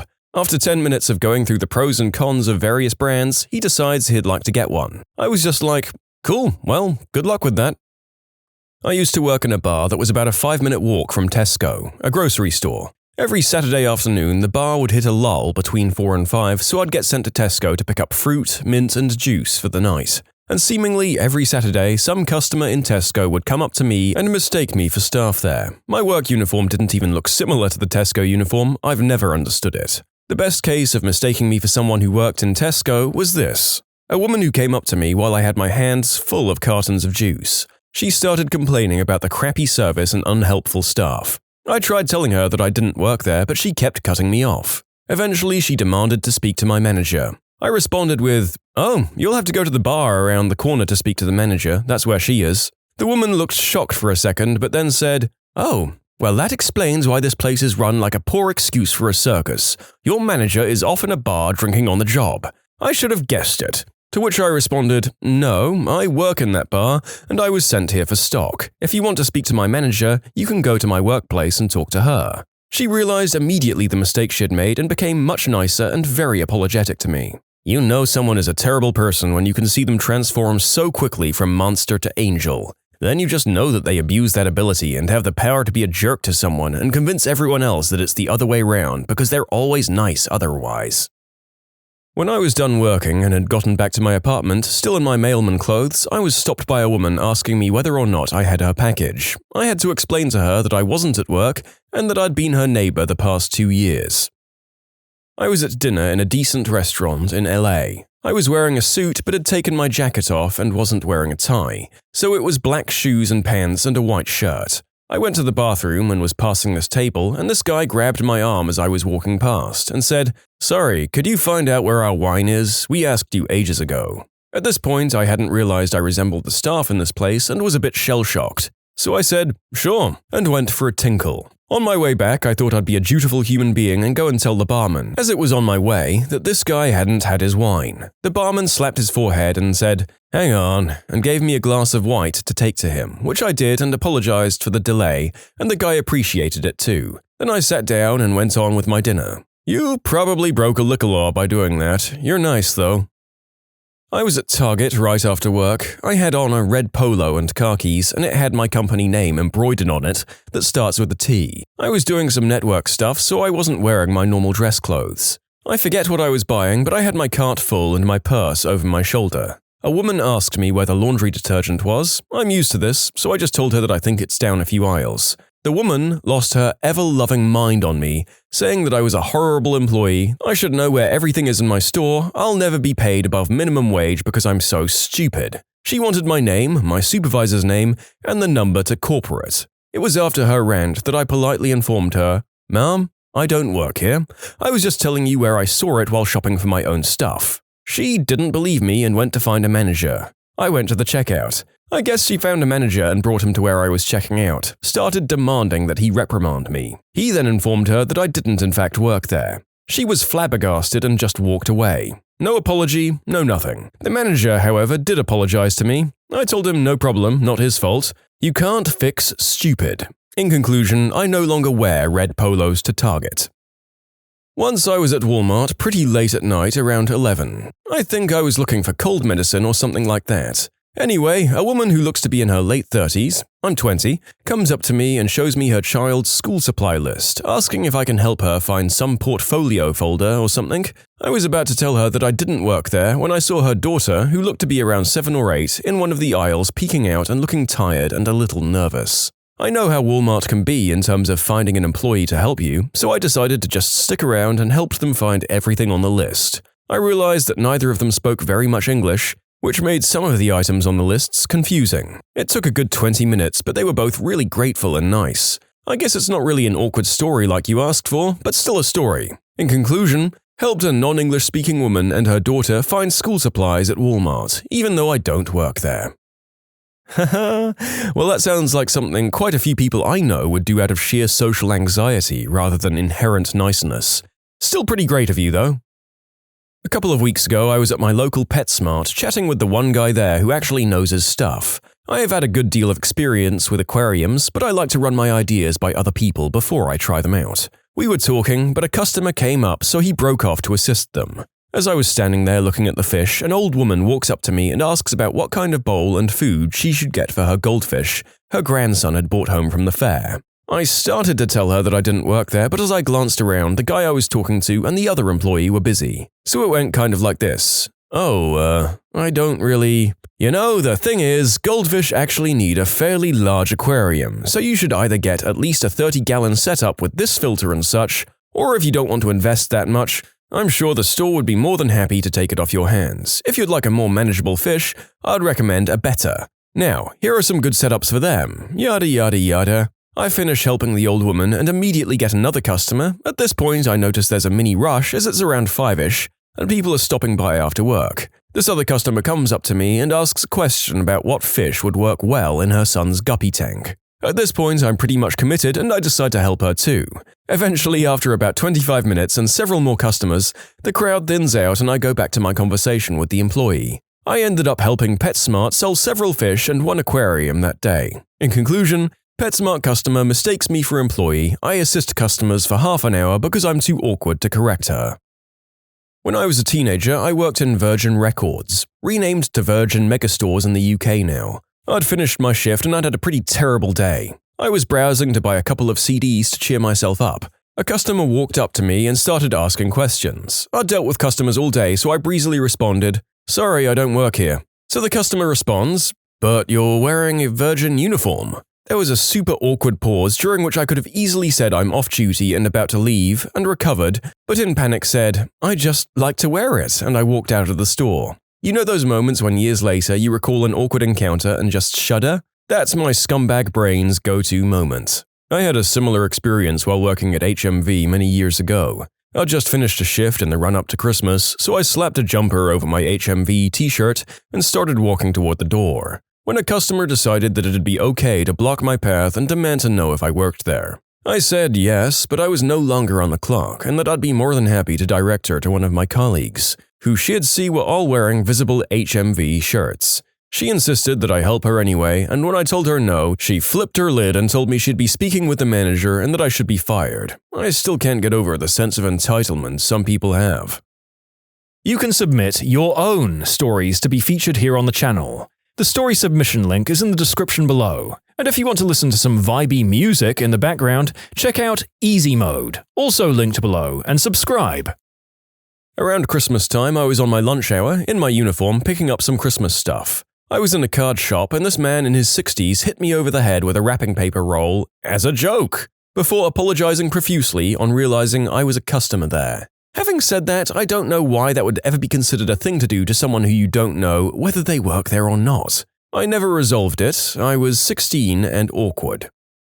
I was at the PX trying to pick out a rotisserie chicken for dinner when a guy came up to me and began asking where a couple of items were located in the store. Knowing that new people were always incoming, I told him what aisles some of the items were in, but then I said I was sorry for not knowing where one or two of them were located. He then got mad at me and said I should know the layout of where I work, and he was about to walk away angrily when I stopped him. I let him know that the people who work at the store wore a certain uniform, and as I wasn't wearing one, I obviously didn't work there. He still seemed mad and said, "Well, if you didn't look like a stock worker, you wouldn't have had to deal with me asking you questions." And then he walked off.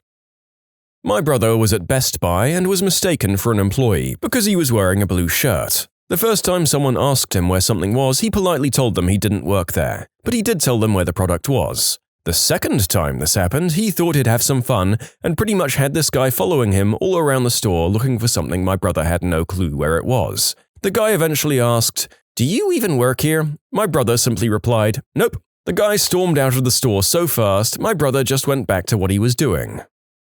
One time, my best friend and I were in Walmart digging in the $5 movie bin. We're standing looking at all these crappy movies, hoping to find a gem, when this random lady walks up and asks if we work there.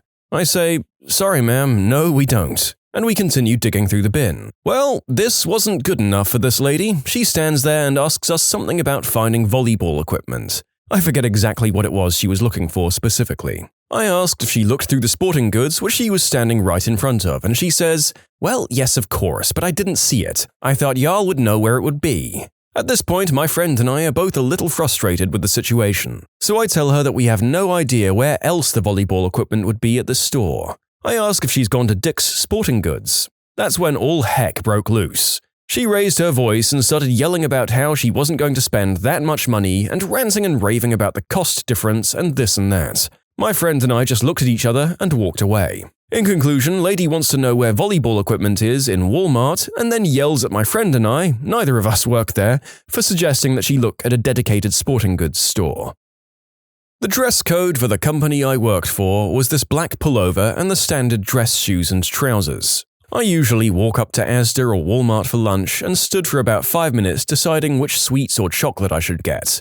As I'm looking, I get a tap on the shoulder. There's a woman standing there and she begins shouting at me, "I have been standing here asking you for help for 5 minutes." I give a weird look and she realizes I don't work at Asda and she gets embarrassed and walks away. As I'm walking to the till, I notice someone who actually worked at Asda in kind of the same attire except for that they have an Asda in big green letters on their jumper. Finally, a place to share my stories. When I was younger, around 14, I used to go shopping with my mother, as I'm sure lots of people do. She told me to wait outside the store while she quickly went in, and I, coincidentally, was wearing a similar outfit to the store clerks. Blue top, grey pants. An older woman walked towards me and practically yelled out that she had gone online and found a product she wanted and demanded that I take her to it. I politely said that I didn't work there and that was the end of it, right? Wrong. She claimed that I had to work there. I was wearing the uniform. I tried to argue otherwise, but she just insisted that I work there, and she'll tell my manager. Eventually, my mum returned and we both left, but I still fill with rage at the thought of this woman. Ma'am, I don't work here. Yes, you do. Oh, okay. A reality-defying level of will to be a Karen on display here. Magnificent and inspiring, a feat of imagination we can all aspire to. Not awkward, but helpful. I noticed every helper in this store was ignoring this elderly lady. I happened to be wearing the same color of shirt and she came up to me for help. I happily helped her and even helped her go to the checkout lane. She tells me I'm a good employee and will write a nice letter to the company about me. A little backstory first. When I was about 11 years old, I went with my family to Philadelphia Zoo. It was about 80 degrees out and little me decided to wear a hoodie for some reason. Of course, I get too hot and need to take it off, but I forgot to wear a shirt underneath, so my parents brought me a shirt that said Philadelphia Zoo on it. So my family and I are walking around the gift shop right before we were about to leave. Little me is checking out some sweet stuffed animals when a middle-aged woman comes up to me and taps me on the shoulder. Excuse me, she says, where can I find sunscreen? I was kind of confused when she asked me, but I was happy to help since she asked politely. I quickly looked around and saw some non-souvenirs behind the counter. I'm guessing you can find it at the counter over there, I said. Then this woman gave me a look like she wasn't sure if I was intelligent or not. So you're just guessing? She says. The way she said it made me realize something was off, but I didn't make the connection. Remember, I'm 11 fricking years old. Yeah, I mean, there are batteries and stuff back there, so there should be sunscreen. She then gave me a quick smile and said, Okay, thank you for your help. I didn't have a clue what happened until I told my dad what was happening as we were leaving. He started laughing and pointed out I was wearing the Philadelphia Zoo shirt, and this broad thought I'd worked there. My first day of class, someone thought I was a professor. I was only 20 and I didn't think I looked that old. You've got to stop wearing the sweaters with the elbow pads, dude. I was on my break and decided to walk down the mall to the Bon, which is now Macy's. I was wandering around seeing what the sales were when I was approached by one of those high and mighty rich witches. She asked where something was and I told her I didn't work there. She got all huffy and stormed away. I went about my browsing. A few minutes later, here she comes again, this time with an actual store employee in tow saying, "That's her. That's the one that won't help me." The employee, actually a department manager, asked me why I was out of my department, and that I knew better than to not help a customer while approached. She then asked what department I was from. Finally, a chance to speak. I replied, "I sell shoes at," where I was promptly interrupted and given another tongue lashing, all while Rich Witch is sitting there with a smirk on her face. Manager told me to go to the office and wait for her. I turned on my heel and walked my way towards the exit doors instead. She catches up to me and loudly demands to know if I wanted to be fired or if I was going to go to the office. I responded, "I'm going to my office." She said there were no offices in that direction and demanded I turn in my name tag and gather my things. I took my name badge off, handed it to them while saying, "I don't think my district manager is going to like you firing this top-selling store manager from Kinney Shoes." She looked down at the name badge and back up at me, white as a sheet. Manager hands my badge back, mumbled an apology, and scurried away with her embarrassment and this rich witch. There's a lesson in this. Take your name badge off when you're on a break and go to other stores. While at my aunt's funeral, I was wearing my black suit. Hair was looking presentable, but my shoes were two different sizes and brands. Apparently, I looked like I worked at that funeral home. Probably because I was standing off to the side because I only knew 3 out of the 50 people there, including my aunt. Anyway, I was asked at least twice if I worked there or where this thing was by who else, family members I'd never met. They thought it was funny after I told them. I still don't know who they are. I was in Normandy, France at one of the landing beaches and some American tourists thought I was a tour guide. Me, being the kind of person I am, went along with it and started teaching them about the beach's history and telling them good places to visit. I'd only been there for an hour, but I did know the history rather well. I continued talking to them through the landing and taking questions, and then the tour guide turned up. I just laughed and walked away, and they thanked me in a confused manner. I don't think it dawned on them at that precise moment I was a random guy and not a tour guide. This has happened to me more than once. When I was a paramedic, I'd just finished my shift and popped into the grocery store to grab something quick for dinner breakfast. Apparently, an older woman's eyesight was off that day because she thought I worked there. Grocery store employees don't dress at all like a paramedic, but whatever. I helped her load a few frozen chickens into her cart. She thanked me profusely and wanted to get my name so she could tell my manager what a great employee I am. So I gave her the name and number of my supervisor. The next Monday, my supervisor calls me into his office and asks me to explain this voicemail. "Hello, my name is Old Woman.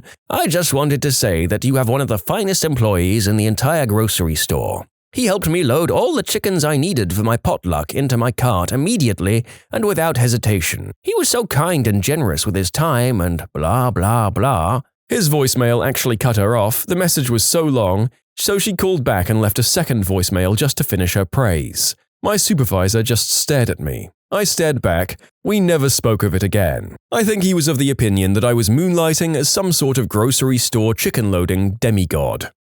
What companies have lost your business forever? Bank of America. Loyal customer for 10 years. Insulted time and time again. First with their bullcrap service fee for monthly auto-pay transactions, then I had to get a replacement debit card, which took way too long. I called to check on it, and a woman on the line said they'd never sent one out. So, very annoyed, I got another one. This card finally came, and I went to ATM to activate it, and it didn't work. Called back, and apparently this was the first card I'd ordered, which was now rendered useless because the second card, which was still in the mail, was now associated with my account. Got very irate, but remained polite with the woman on the line and was basically told there was nothing they could do. Still stuck with them. Fast forward to a different state a few months later. I got a call and I was told my account had been compromised. Was given some vague explanation about mass data theft, but basically told they had to deactivate my card and send me a new one. I told them how inconvenient this was, and they suggest I go to a branch to get a new card. I do this, and they say since my account was opened in a different state, they can't give me a temp card, and that I have to wait 5 to 7 business days again. Woman at the branch is nice and enters my new address, then calls the branch in Texas to get them to send me a new card. 5 to 7 days, no card. Call and find out that the card was sent to my old address in Texas because my address hasn't been updated, which is total bullcrap. I lose it. I don't scream, but I do ask her several pointed questions including, when is this company going to get its crap together? Which resulted in the rep acting as though I was the worst person in the world for swearing whilst frustrated and threatening to hang up. I apologize for swearing and then ask what they can do. Again, I'm basically told, tough crap, and that she can send me a new card and I can wait without one for another 5 to 7 days. I pause, think about it for 3 solid seconds and say, close my account, I'm done with your company. Short story? F Bank of America. HP. When my laptop was having overheating problems, the woman on the customer service line fricking lied and said my warranty had expired, even though I had multiple pieces of evidence showing that I had about a month left on my warranty. They were going to charge me $250 to fix the problem. I had to spend hours on the phone with various customer service associates just to get them to resolve the warranty issue. Luckily, I ended up fixing the overheating without shipping out my laptop, but still, FHP. I really like my laptop, but I'm never buying anything from them again after the bullcrap treatment I got. Currently on my HP, it can fry an egg because it gets so overheated. Also, it sounds like a vacuum cleaner built for a squirrel because of the fan. This story is 11 years old and we don't know if HP have got better, but I can testify that my first PC from them was met with a similar level of customer service. Namely telling me to try the same update that had disabled my PC's audio every prior time I'd installed it to fix my freezing problem. PayPal, because they almost managed to mess up my overseas vacation. Long story short, at the time, still, they flagged and locked your account if you tried using their service in a different country than the one your verified address is located in. Fine. Banks sometimes do that too if you don't warn them you're traveling in advance. Where PayPal failed is in their unblocking process. You needed to input a secret code sent to either your verified phone or your verified address, both of which were inaccessible to me because I was halfway around the fricking world. Priceline.com, because 45 minutes away from the airport is not an airport area hotel. I avoid PayPal whenever possible, but it's hard to when a lot of online stores don't take anything else. A guy bought my PS2 and kept telling me to tell him when the PS2 was on its way. I sent the PS2 and updated the buyer. He immediately filed an unauthorized PayPal transaction dispute, which basically means he claimed that someone used his PayPal account without his permission, so he wanted his money returned. I explained what happened. I had the email conversation with the scammer saved and I had a postage receipt, but PayPal wouldn't have any of it. Fortunately, I never post anything until the money is in my bank account, so I didn't lose anything. My PayPal account remained locked, and they wanted me to repay them for refunding the scammer. Yeah, right. Now I just use my girlfriend's account when they're the only payment option. GameStop. They just cannot compete with Steam or GOG.com for PC games. GameStop sucks, but for console games and hardware, you can get it all early if the manager knows how to work the company and will for you. Free 7 days on used games. I beat the game in 7 days and then return it, though I suppose it isn't giving them great business. Best Buy. When an object on sale rung up at the wrong price, I asked them to change it to what the shelf said. The cashier said she couldn't, so I asked her to call the manager to change it then. The manager came over and said, "That's the price." I said, "Well, let's walk over to the shelf and I'll show you the posted price." He said, "No, and we don't want your business." So I got mad and asked for the senior manager, at which point he told the cashier to call the police. I was like, "I've done nothing wrong, call them." They came and were like, "Yeah, he's a complete butthole, but he did ask you to leave, and if you don't, you're trespassing." So I asked the cop for his contact info and then contacted Best Buy Corporate and explained it, provided the manager's name and cop's name, and they sent me a $200 gift card as an apology. But I was done with Best Buy. I gave it to a family member for Christmas, since this happened a couple of weeks before Christmas a few years ago. They were very pleased. Burger King. Almost every time I've gotten food poisoning in my life, it's been from BK. I've had crap service many times as well, but the final straw was that I wanted the spicy chicken sandwich thing with extra sauce on it. The last couple of times, there was barely any of the spicy orange sauce on it. I opened the box it was in, and the fricking thing was swimming with the sauce. Not just extra sauce, but the sandwich was a soggy mess of chicken, bun, and sauce. It was completely inedible. I complained to the manager and he said, "Well, you wanted extra sauce." F you. Sony. Not because of stupid hacking, because they used to be a great engineering company, and then sold out and got into music and movie creation. They started to hobble their devices. Then they put rootkits on their CDs. They became complete scum. AT&T. I was told I could have UVerse high-speed internet in my apartment. They ship me a router. I leave everything in the box and wait for the installer to get there because I have a funny feeling, which turned out to be correct. The installer shows up, informs me the lines haven't been updated and I can't get UVerse. Disappointed, I take the prepaid UPS sticker out of the box they shipped me, slap it on the box, tape it back up and ship it back. A month later, I get a bill in the mail for the router. I call and spend a lot of time confirming they indeed got the router and was assured the billing system just hadn't been caught up yet. So I thought it was over. Nope. Months later, I start getting calls from a collection company. AT&T sold my debt to them. I spend more time, oodles of time, telling them that they have the damn router and to call off their hired goons. Ended up sending the goons a certified letter to cease and desist. Everything was quiet. I thought it was over. Nope.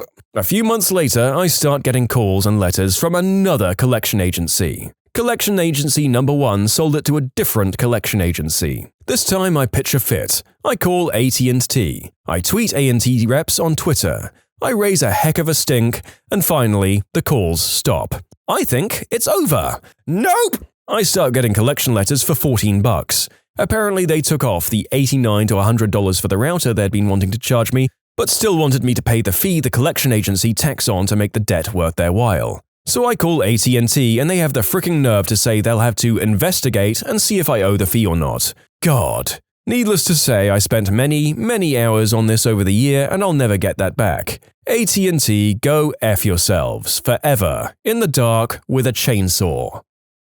There was a pizza place near my campus. The middle-aged owner was always there hitting on drunken girls late at night. While that didn't bother me, what did was that any time I tried to order, he brushed me off, like I was distracting him from his flirting. Very rude and arrogant. His employee was incredibly nice and served me. But the fact that it happened more than once, and the fact that there are 3 more pizza places on the same block, well, screw that guy. I mean, I'm more annoyed at the implication of a sober, dirty old man hitting on inebriated girls, but hey, you get teed off by what tees you off, my dude. Canadian here. Rogers, based on many bad experiences and principle. Bell, on principle alone. Quiznos. So, had a coupon for a free sub. I ordered it, and they wouldn't validate the damn thing. Apparently Kellogg's or whatever cereal I got the coupon from did it without their permission, which I find really hard to believe. Anyway, I was starving and they'd made me the sandwich, and I felt guilty, so I paid for the darn thing, even though I was broke and it was like $10 fricking. It was burnt, just a mess of bread and sauce and crap all over, and just straight up fricking disgusting. I don't know how anyone can stand them, I was so mad. Went back just to meet my sister a few days later though, and she had ordered a drink already. Free refills. So we just hung out there, shared the drink and refilled it like 20 times. Vengeance. Not really, I'll never go back.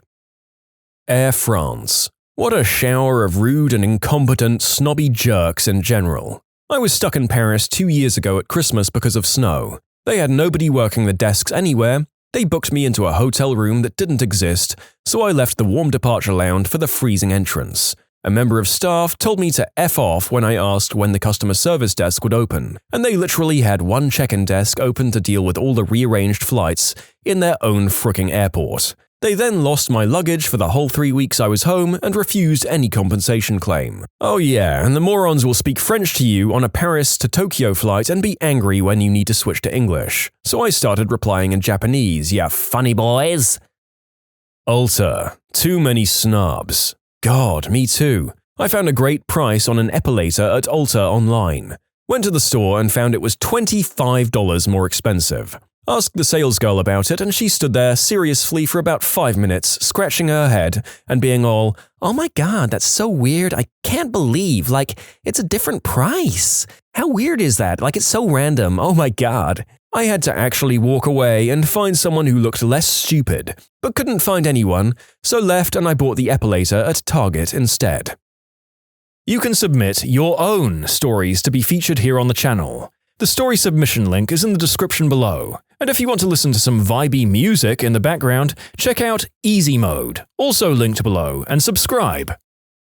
Not exactly relevant anymore since they closed down years ago, but before that point, Circuit City. I've had 2 horrible experiences with them, and after the second time, I swore to never go back there again. Shortly after the GameCube came out, I was searching all around town for one. I called them up and they said they had a whole bunch in stock. We drove over there, about a 10-minute drive, and not only did they not have any, they hadn't had any for days and wouldn't be getting any for several more days. The day Xenosaga Episode 3 came out, I walked around town to try and find a copy. Circuit City said they had a few copies, and they'd save one for me. We took that same 10-minute drive out there, and I find the guy I spoke with and he opens a drawer and pulls out Xenosaga Episode 2. I tell him, no, I wanted Episode 3. His reply, this is 3. No, it's not. Yeah, it is. That's 2. Whatever, man, it's the same thing anyway, right? So are you gonna buy it? No, I'm looking for 3. I have 2. But this is the same thing? You're an idiot. And so I left, never to return. Dell. 4 years ago, I had some expensive Dell XPS laptop that started getting randomly hot. So I called Dell's customer support. They tell me nothing is wrong, then hang up on me. A few weeks later, my laptop won't turn on. I call customer support again, but this time they send someone out to look at the laptop. The motherboard was cracked, so they just replace it, but the laptop was still getting really hot. 14-year-old me thinks that the fans are broken, shocker, right?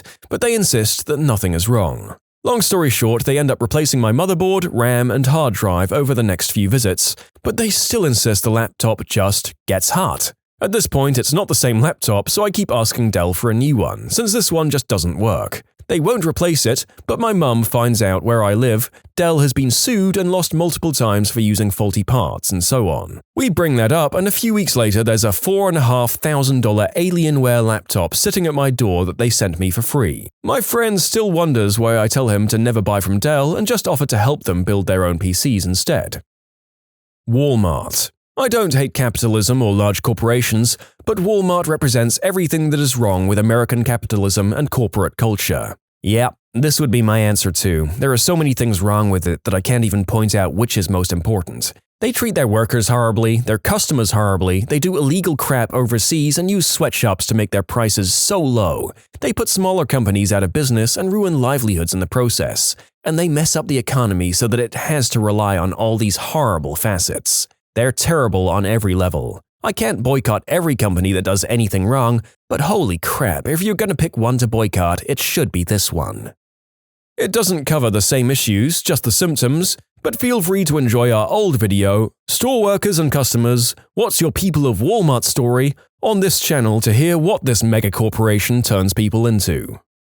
Capital 1. They kept losing my payments, my online payments, so I'm not sure how you can lose those. 100 times this. Years ago, I had a credit card with them. It had a balance of around $600. I called to let them know I was canceling it. I planned to pay it off over a few months at $150 a month. At the time, I was reasonably well off, so I paid most of my bills on autopilot. After 9 months, I realized I was still paying it off, and that didn't make sense. I checked my balance. With no new charges and paying $150 a month, my balance was now over $1,000. I called them and went through all kinds of people before I found out what was happening. They had literally made up charges on my account. I knew the charges were fake because I'd already cancelled the card. These fake charges were putting me repeatedly over my limit, with a $40 over-limit charge each time this happened. Once I realized this and threatened legal action, they realized it was a computer error, and that your account is fine. They apologized for the mistake and I thought I was done with it. 10 years later, I started getting calls trying to collect on a $1,500 balance. Whenever I get such a call, I simply tell them, that account was paid in full and on time and you have been defrauded. I generally don't hear anything for about a year at a time now. Target Photo Center. They had an ad that when you sign up, you got 50 free prints. So I made an account and ordered 50 pictures for my 21-year-old cousin's funeral picture board. I show up and the trashy lady tried to charge me for all the prints. When I ask to see a manager, she just laughs and walks away. And it wasn't the first time I had a bad experience there. Apple. I work in IT, so I will never understand paying more money for less functionality, less hardware flexibility, and proprietary connectors. Nexon. As for gaming, worst company I have ever bought virtual points for. I spent about $600 in 2 years for that game, and their customer service was pretty much non-existent. You'd send a complaint, a ticket, and you'd get an immediate response, "We're busy, we may not get to your ticket for a while." And 6 months later you'd get a response, but nothing would be accomplished. So you'd send another complaint and it's just a horrible experience. 0 out of 10 would never buy from again. Nikon. I got one of their PowerShot cameras and I had it for about 8 months. I didn't get it wet, I didn't drop it. Basically, I kept it in ideal condition, but the LCD screen still broke. So I sent it to them just to have it fixed. Keep in mind it was still under warranty, so repairs should have been free. A few weeks later, they sent me an email that basically said, "Yeah, we'll fix it." For $100? Hell no! That was almost half the price of the camera. Switched back to Canon and haven't looked back. After watching Food Inc., I haven't bought one Tyson product. It's been nearly 2 years and I've continued to buy free range and as much organic stuff as I can. Coming from someone who makes minimum wage, it's hard to afford, but I refuse to support crap companies like Tyson. Their plant, anti-union bias, active recruiting in poverty-stricken countries, and pollution have ruined my hometown. You can smell my town 15 miles away. What makes me more mad, though, is how my hometown bent over backward to accommodate them. Lexington, Nebraska is run by the "money? Yes" idea of government, and it leads to a smelly, broke, corrupt as crap rural Nebraskan town. Lenovo. Like a month ago, I ordered a laptop with them. Due to finding a better deal online, I decided to purchase a different laptop. Before I spent the money, I cancelled the order with Lenovo. Unlike something like Amazon where you can cancel it online, I had to call and I had to talk with someone who I could barely understand. Thick foreign accent. 45 minutes later, I thought I'd cancelled the order. The man told me it would take 3 to 5 days and they'd send me an email. 7 days later, I got the email. Another 4 days after that, and I was charged the $800 for the laptop, despite only having $500 in my account, overdrafting 3 pending purchases. Another 2 hours on the phone with my bank and Lenovo, and I was promised a full refund within 24 to 48 hours. Those passed and nothing happened. I called again and they said the order had already shipped. It shipped weeks after I cancelled the order? So I had to wait until it arrived and refuse the order. Today, a week or so after that, and I've still got nothing in my account, despite them continually saying, like, within 3 business days and in 24 hours. I still don't have any money, but Wells Fargo is on my side at least. In summary, screw Lenovo. They charged me for an order since it shipped over a week after I cancelled it, and have taken 3 weeks and still haven't given me back the money I desperately need and have incurred about $100 of fees due to overdrafts on. Well, since I've already complained about HP, I'll say that in my one instance of complaint to Lenovo, they were a lot better about it and refunded. But then again, their crappy laptop had electrocuted me, so maybe they got off easy for that. VMware. I purchased an academic license of Workstation 9 from them, and I needed another for my other computer. It's only a per-computer license. Nowhere on the academic site did it say you could only buy one academic copy. Their website errored out on purchase, telling me that my email address was already registered when I tried to buy the second license for Workstation while already logged in. I contacted support, and after a month of runaround and my pointing out that I had an academic project coming due that required the second license, they told me that I could only get one academic license for Workstation, which was stated nowhere on their site. I then requested my support ticket to be escalated due to them giving me the runaround, and they suggested using an alternate email to purchase the software. You need an EDU email to get the academic version, and it's kind of hard to get a second EDU email. I'm not dealing with their bullcrap anymore, not after that one. If they wanted to say you can only buy one copy of Workstation on academic license within even the first week of the ticket, that's one thing, but to mess me around for a month while I have academic work coming due that requires the second license and then give me the bird after a month of messing me around, screw them. Business in Australia called Harvey Norman's. I'll never shop there because the guy who runs it, Jerry Harvey, is a huge whiner who always wants the government to tax this or ban that because his business is hard to run in the current economic conditions. It's called capitalism, mate. Just because you had some boom times doesn't mean it'll last forever. Adapt or die. Sears. While working there for a year and a half, I came to the conclusion that they don't care about their customers or their employees. Those are great examples of how they like to mess over everyone. I hated working there, and I can't believe the one I worked at is still open. We'd have 5 customers all night, and then managers would yell at us for not getting 5 people to join the rewards program or get a credit card. They told us to lie about the rewards program and to sign people up without them knowing. They wanted us to ask for their phone numbers and emails and sign them up without telling them why. It was so stressful. A woman had been working there for 25-ish years and was only making 9-something an hour. I was sick of going home and crying every night, and I was sick of being threatened with losing my job. Before I quit, my manager informed me that the store manager did not want me there. I worked hard and I was great with customers, but I wouldn't lie or sweet-talk people into something they really didn't want, so they drove me to quit. What be some of the strangest things about life on the high seas? Things can get much heavier quickly because the floor is moving. Machinery running within steel walls will destroy your hearing, and fire is very, very scary. The most dangerous thing out there, weirdly. In the case of the US Navy, we had a dedicated at-sea fire party. This was made up of damage control men and hull technicians. We would be the first responders in any sort of fire, flooding, or toxic gas situations, including reactor emergencies. We would fight the fire until we either A, put it out, or B, it would get out of control and the ship would then go into general quarters, battle stations. Then the rest of the crew would meet in their predetermined areas and help fight the fire or flooding. The ship is broken into sections that have repair lockers, think mini fire stations, with all the equipment to fight. When the fire is initially called away, the fire party will respond to the closest repair locker and then gear up and move out from there. In a GQ scenario, each repair locker is manned by the entire crew. Every few feet in the ship, on every deck and level, is a fire plug with a hose and nozzles. The hoses are fed by seawater that we've pumped in and loops at a constant 150 psi. The ship is designed in a manner that sections can be closed off with watertight doors and fire-tight doors. That way, you can keep it isolated. In the case that the fire is burning so intensely that we can't make entry to actually fight the fire, you'd go into the compartment above or below or next to and spray the decks or overhead to try and keep the heat from becoming so intense that it lights off another fire. As a hull technician, I did extensive training both before the fleet and during the fleet. On the ship, the fire party trains and runs drills several times a week, and the GQ drill at least once a week in my cases. In the fire party, we have all of our positions that we know to go to immediately, like nozzle man, team leader, scene leader, plug man, plotter, etc. The main thing is don't let fires happen. It's the #1 killer for us out there, so a lot of time and effort goes into prevention. In conclusion, put the wet stuff on the hot stuff.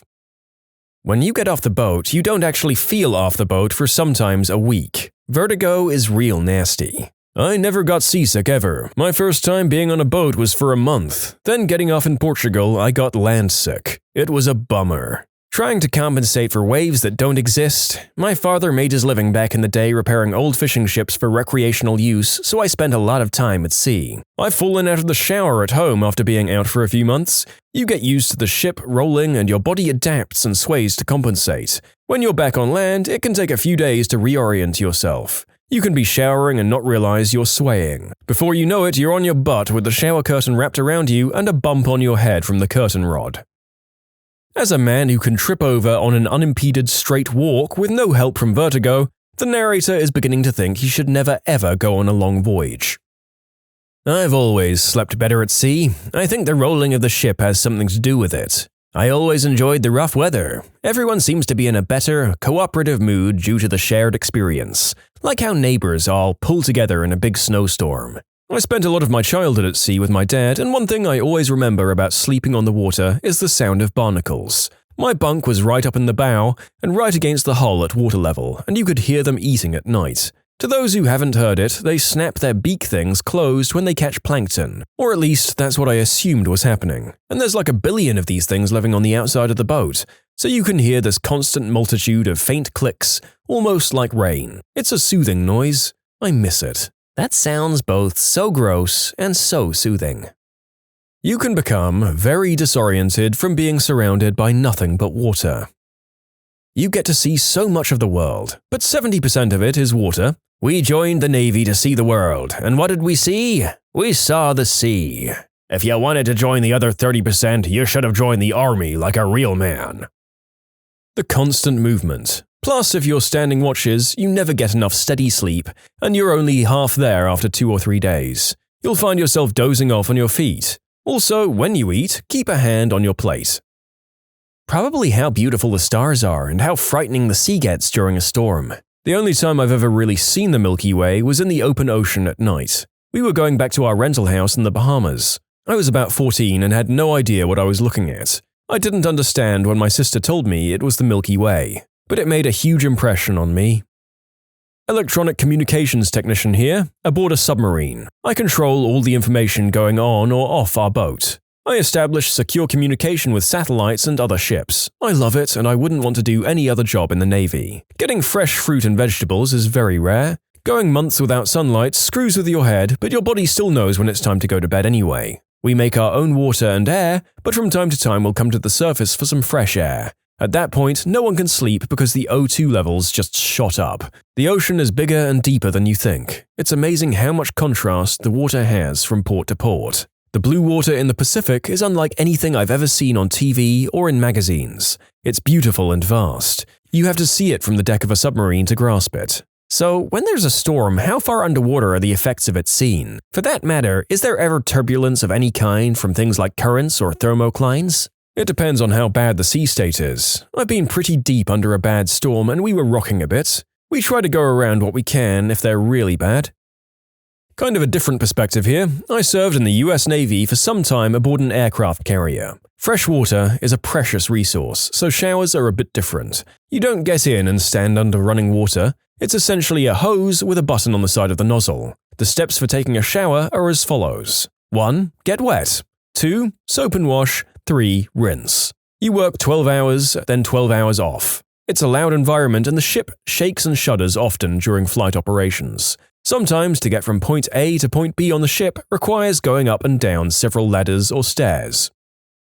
My dad is the captain of a 4-story tugboat in the Gulf of Mexico. They putter along at 2 to 6 knots from Brownsville to somewhere in Florida and anywhere in between, pushing up to, I think, 12 or 20 barges. He spends 2 weeks on the ship and 1 week off. He hates it. His deckhands play video games and watch cartoons in the galley. If anything, he probably enjoys yelling when that happens. He has to wake up at noon, sleep at 6 p.m., wake back up at midnight, and go back to sleep by 6 a.m. This is so a relief captain can take over for half of the day. That order reverses on the second week. Deckhands cook the food. The only good food they can make is Neiman Marcus cake, which is very rich. He's home now for a week. I'd get him on Reddit to tell his stories in his own words, but he refuses to get on here. He'd rather get his news from the television. Point is, he hates working on that ship, but that's all he knows how to do. When you start off on a boat, you're a deckhand. You're the captain's whipping boy. You'll run many miles a day on a ship with wet-painted steel floors.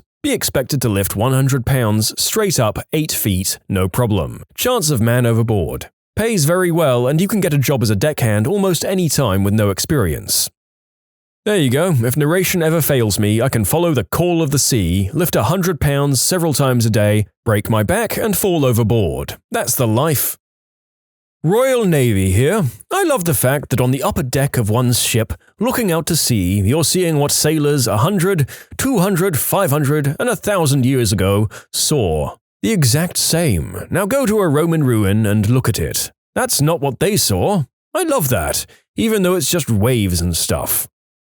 I worked on a cruise ship for a year. There are many things that I could mention. Most likely that you'll have no windows in your room. This is quite disorienting if you feel movement all the time but can't see what's going on. Internet is spotty and expensive. The ship moves, sometimes a lot. There are seriously passengers who don't understand this tiny fact. Everything can be dangerous. As the first guy said, fire is the main enemy of a ship.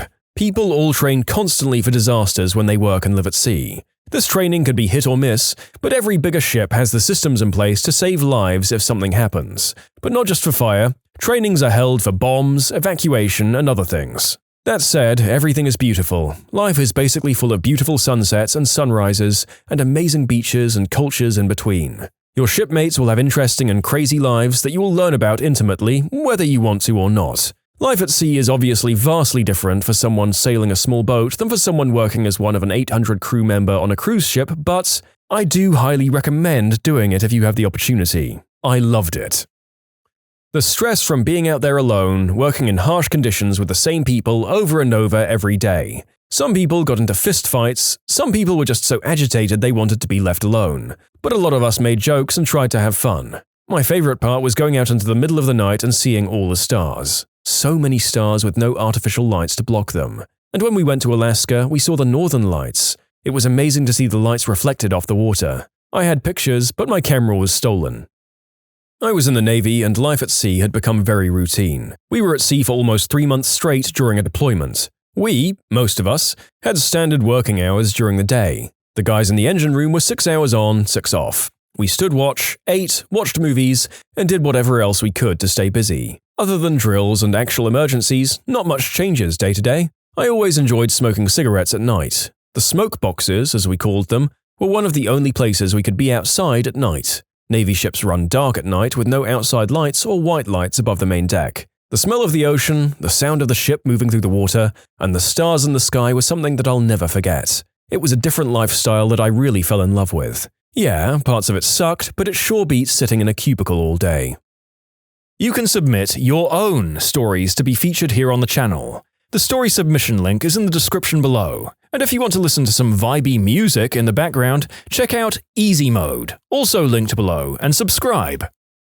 I've done a couple of hitches on a traditional Arctic schooner. The concept of privacy is very different. In some cases, the only personal space you have is a 6-foot by 3-foot bunk for sleeping in and storing all your stuff. So you get very close to the people around you, otherwise it's miserable. You also get used to there being no real free time. Your schedule is usually 6 hours on and 6 hours off, so you have limited time to eat and sleep before your next watch. Also, fresh water is only for drinking, so you take a lot of deck baths despite how cold it is. But it's also beautiful out there on the water. I've gotten to hear a whale song through the boards of my bunk as well as above the water. I've seen humpback whales breaching only 50 feet away from me during bow watch. It's an experience that very little can match.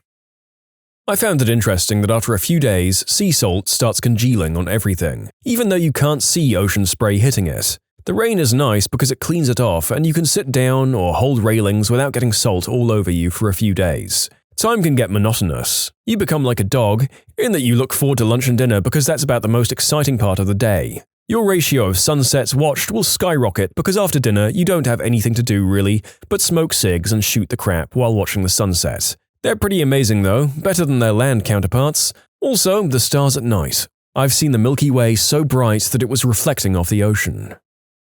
It's worth noting that experiences of working at sea will differ greatly, depending on what kind of vessel you're on, your position, rank, where you operate, and how long you spend away from home. I'd say it's the latter that most people will agree on, being away from home. This will vary from 4 months to 10 months a year for people. I do approximately 8 months away a year, 2 to 3 month contracts. Spending a large proportion of your time away from friends and family will change your life. You'll lose touch with people, relationships will be tough, and there's going to be a majority chance that you'll miss any wedding, funeral, or holiday. But those are the terms and conditions we all signed up for knowing this, although maybe not understanding it fully. As a trade, we do get benefits which one needs to decide themselves if they outweigh the negatives. Maybe not answering the question, but it's just my 2 cents. Of course, this time away would be a massive factor. Part of me wonders if it would have been worth it to do this for a few years immediately after I'd left high school to save up some money before uni, but there might be better options for gaining other skills too. Guys from the third world make up the majority of seafarers on UK-flagged ships, so most ship owners can cut costs. They're penny pinchers. 95% of all trade is done by sea. Most ships don't have internet, so it can be isolating. Most UK ships tend not to be registered in the UK for this reason. 90% of vessels I served on were registered in the Bahamas. You tickle your pickle any chance of solitude you get. Thus the main reason to keep those shower shoes handy. If you're on a smallish boat, how difficult day-to-day tasks can get. Making a cup of coffee in the galley without a window or small porthole in rough seas can be quite the challenge. Pouring anything with liquid in the galley is very, very difficult. It's just so easy to get everything everywhere. Try getting dressed in cramped quarters constantly being buffeted from one side to the other. Or taking a crap or a pee, you'll have to watch the level in the toilet and flush before it runs over the edge onto you in a rogue wave. The intimacy on board on most boats, there's very little privacy. You live with your crew every waking moment. You have to be very comfortable with yourself and not be easily bothered. Going upstairs in high seas is a real crapshoot. 1 second you feel like you weigh 3 times as much as usual, and then the next second you're lighter than air. Sea legs don't tend to disappear.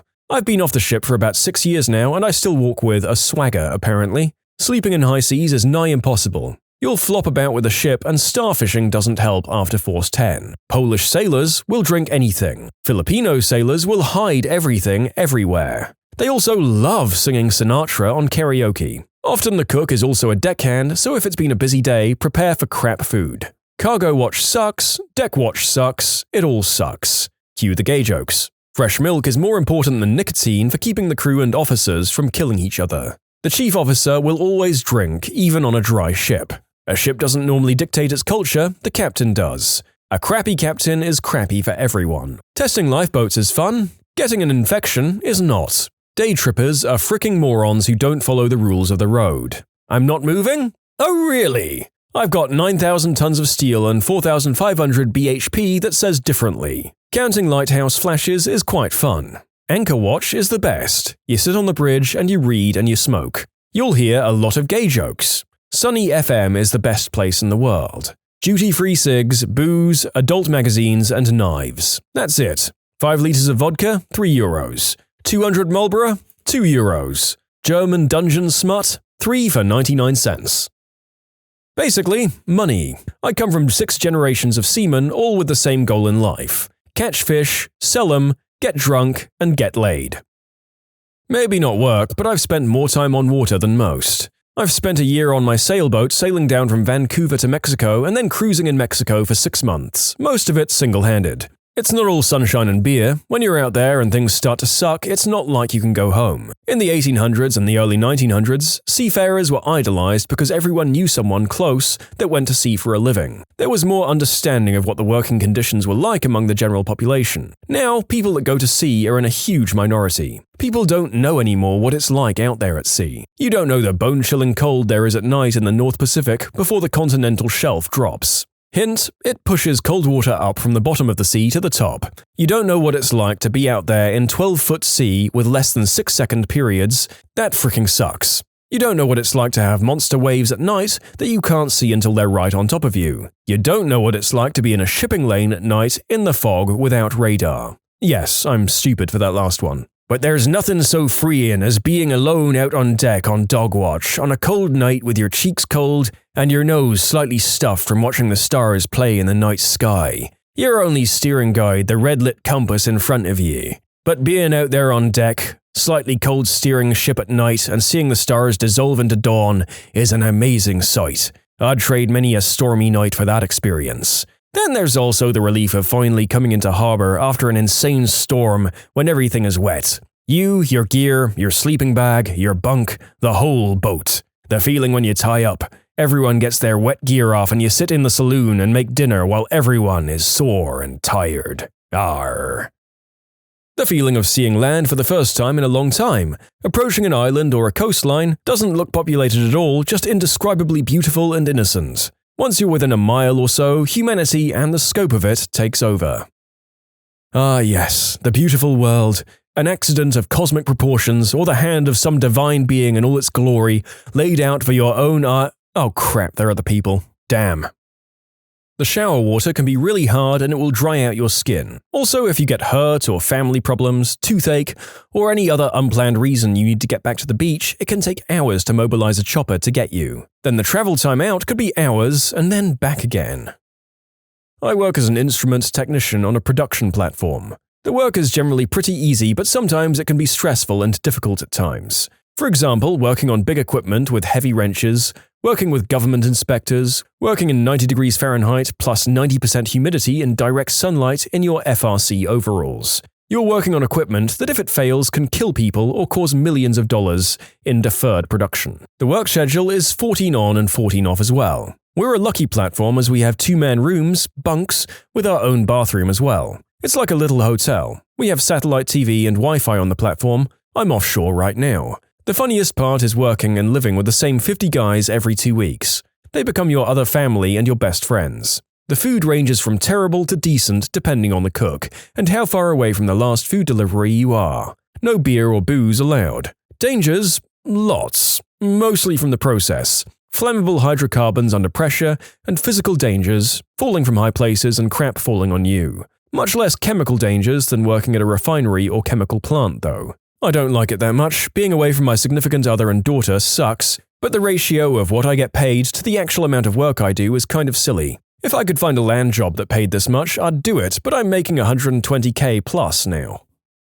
I was on a carrier and a couple of things come to mind. 1. Life at sea is like the movie Groundhog Day. It's literally the same thing day in and day out, but every now and then you'll hit a port and go have a blast. 2. Don't be the dirty guy. Most sailors have to live in small compartments with upwards of 80 or so other people. Take a shower and change your sheets. 3.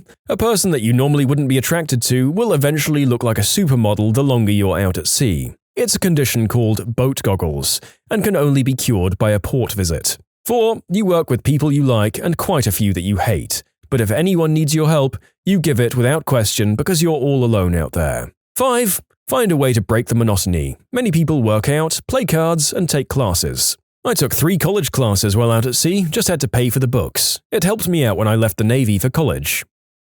I served on board a very small, independently deployed US Navy ship for almost 5 years. Just adding to what I read. We became a family. The old man was our dad, the XO was our nagging mum. We spent long nights up on watch, talking about some of the most intimate stuff guys can talk about. I'm a New Yorker and I got to spend quality time with Mormons, rednecks from Georgia, brothers from Mississippi, weirdos from Cali, Filipinos, etc. As those times got further in my rearview mirror, I got out like 15 years ago, and that's what I think I miss the most. Never thought I'd miss the balls to four and the crappy coffee. Teachers, what's the funniest thing to come out of one of your students' mouths? My first grade class was learning the word powerful. Kids came up with examples of powerful things and people, like elephants and Superman. Then one boy said, "Babies are powerful because they can cry and get whatever they want." "Teacher, I need a pencil." "Where do the pencils live?" "I have a bucket of sharpened pencils for them to use." "Pennsylvania?" I'm a teacher in Canada, told the kids to name me 5 US states and their row could go out for recess first. A boy raised his hand and said, "Rattlesnake?" "What?" "Oh, snakes." "No, states. Name 5 states." T-bone?" "You're naming steaks." "States. States." Resource teacher was in the room and we were crying laughing. Gas, liquid, solid, plasma, Bose-Einstein condensate. In 7th grade on a test, the question was, why do some people see technology as positive and others see the same technology as a problem? And a kid simply put, Because some people are Amish? I remember in year 3 we had to answer a logic question about why there might be uneven amounts of shoes at the door. I'd recently watched Titanic for the first time, so decided to write, one person might be a one-legged working girl. It helped that my mum was a parent helper that day. I'm a white guy teaching ESL in Asia. My students were tasked to complete, the old man's hair was as white as blank. One student asked if she could write down my name in that spot. Phys ed teacher here. I always wear shorts while teaching. Parent-teacher conferences roll around and a grade 1 student comes up to me with our parents. Mr. Smith, I've never seen you wear pants before. I've never responded quicker to a comment before in my life to clear that up. Reminds me of when my wife worked in an undisclosed location women's shelter. My daughter wanted to see where mummy worked, but we could never go. I was picking up my daughter from school when she said, in the middle of the crowded school hall, Daddy, can we finally go and visit Mommy in the shelter? This reminds me of my nephew when he was 3. We dropped his mom, my sister, off at work, where she met a colleague outside and went inside with him. Back at home, my nephew reported to everyone that he'd seen Mommy go away with a man. Context is a very important thing, but its removal can lead to all sorts of marvelous situations like this. I still enjoy it when someone introduces me, their game leader in Dungeons & Dragons, as their dungeon master in public, to many raised eyebrows. Teaching English to middle schoolers in Korea, I asked, okay, what's another way you can express surprise in English? After going over expressions like, no way, are you serious? Are you kidding me? One kid yells from the very back of the room, what the frick? I did the same thing when I was little and still not fluent in English. My teacher said, what phrases can you make with beat? She was looking for something like beat up or beat at. I was reading a lot of stuff in English on the internet and without thinking much said, beat the crap out of. So proud of such a long phrase I'd achieved. I was sent out of the class. ESL teacher. I had my students do an activity where they had to give directions based off a map and situations I'd chosen. The final question was more complex, and one of my students wrote, way too difficult, take a cab. On a 3rd grade Charlotte's Web quiz, give 2 pieces of evidence that support this statement. Charlotte was a good friend to Wilbur. The answer given was, she comforted him and didn't let him become pork. You know what I don't get about that story? Why is the pig the one who becomes famous? The real news is the fricking super genius spider who knows how to think critically and write in English. Who cares what it thinks about the pig? I want to know its thoughts on the origins of reality. An elementary school kid saw the answer key. He swore he'd come up with answers may vary all on his own. What's sad is we had to grade a first semester chemistry test once at university that was made for the medical students. I don't remember if the medical students were at first semester too. They took the test together with the first semester chemistry students but had an alternative version anyway. Thing is, the grading sheet with the right answers was leaked beforehand. One student wrote the correct answer down and then wrote 1 point for every correct formula underneath his answer. How do you finish school without walking in front of a car when you're that damn stupid? I asked a 3-year-old what love was for a Valentine's Day card to his parents. His response? Maybe love is what tornadoes need. We call him the professor because he teaches us new things every day. In nutrition class at community college, the teacher asks, what's one of the first things you throw out of the window when you drink booze? And this kid just mumbles, standards. A fellow student once answered, in the head, to the question, where was JFK shot? Instead of the intended answer of Dallas. I mean, he was also shot in his car. I've got a story from my fiance's childhood. They were testing her intelligence or awareness and showed her an image with a TV in the room. The TV was turned on, showing a cartoon, and had a plant on top of it. The question was, what's on the television? The answer was, a plant. Apparently, she kept insisting in utter frustration until the administrator bothered to look at the image and not the answer sheet. Reminds me of a friend's story. I don't know about public schools, but for sure at private schools you get a little quiz-type test with a teacher before they confirm you're ready for kindergarten. One of the things he had to do was identify pictures. He aced the section except for the picture of the airplane. He looked and thought hard and then burst into tears saying, I don't know what that is." Turns out his dad worked for Boeing, and he was trying and failing to discern exactly what model plane the super generic picture was depicting. This is very cute, bless the little guy's heart. Probably trying to count the windows and work out whether it was a 737 or 747, coming up short for both. Why are you late? The bell went off before I got here. Why are you late? I had trouble with my bike. What was the trouble? I didn't get on it early enough. College professor teaching developmental psychology. At the end of the semester, I asked all the students to write down the most interesting or important thing they've learned. One wrote, "Babies are stupid and old people still do the deed." It's not wrong, kinda covers the lifespan. My dad used to coach basketball and was trying to get kids into a 2-3 zone. He yelled out to one kid in particular who was in man-to-man, "What defense are we playing?" The kid slaps the floor and says, "Tough defense." I teach forensic science. We were going to be using iodine to fume fingerprints. Iodine vapor is no joke, so I terrify the students and use only 2 volunteers with goggles and respirators at the chemical hood. But we still go over the MSDs, PPE, and equipment. I spend maybe 5 minutes talking about everything and the chemical hood to my class of 30. Towards the end, "So, someone tell me, what is a hood?" A hand shot up. "Yes, student. It's like the place where you grew up." I facepalm, the class laughs, and I'm unable to pivot his answer in the moment. He's on the spectrum and wasn't trying to be funny. This is intentional, but I teach a foreign language, so when I introduce the word for "I don't know," I call on a student who typically gets answers wrong, and ask them to translate the word as if he or she should know it. When the student inevitably responds with, "I don't know," I tell them they're right, and the look on their face is always priceless. In a class that deals with electricity, I asked the students to name a good conductor. They said Leonard Bernstein. As a music teacher, this brings me great joy.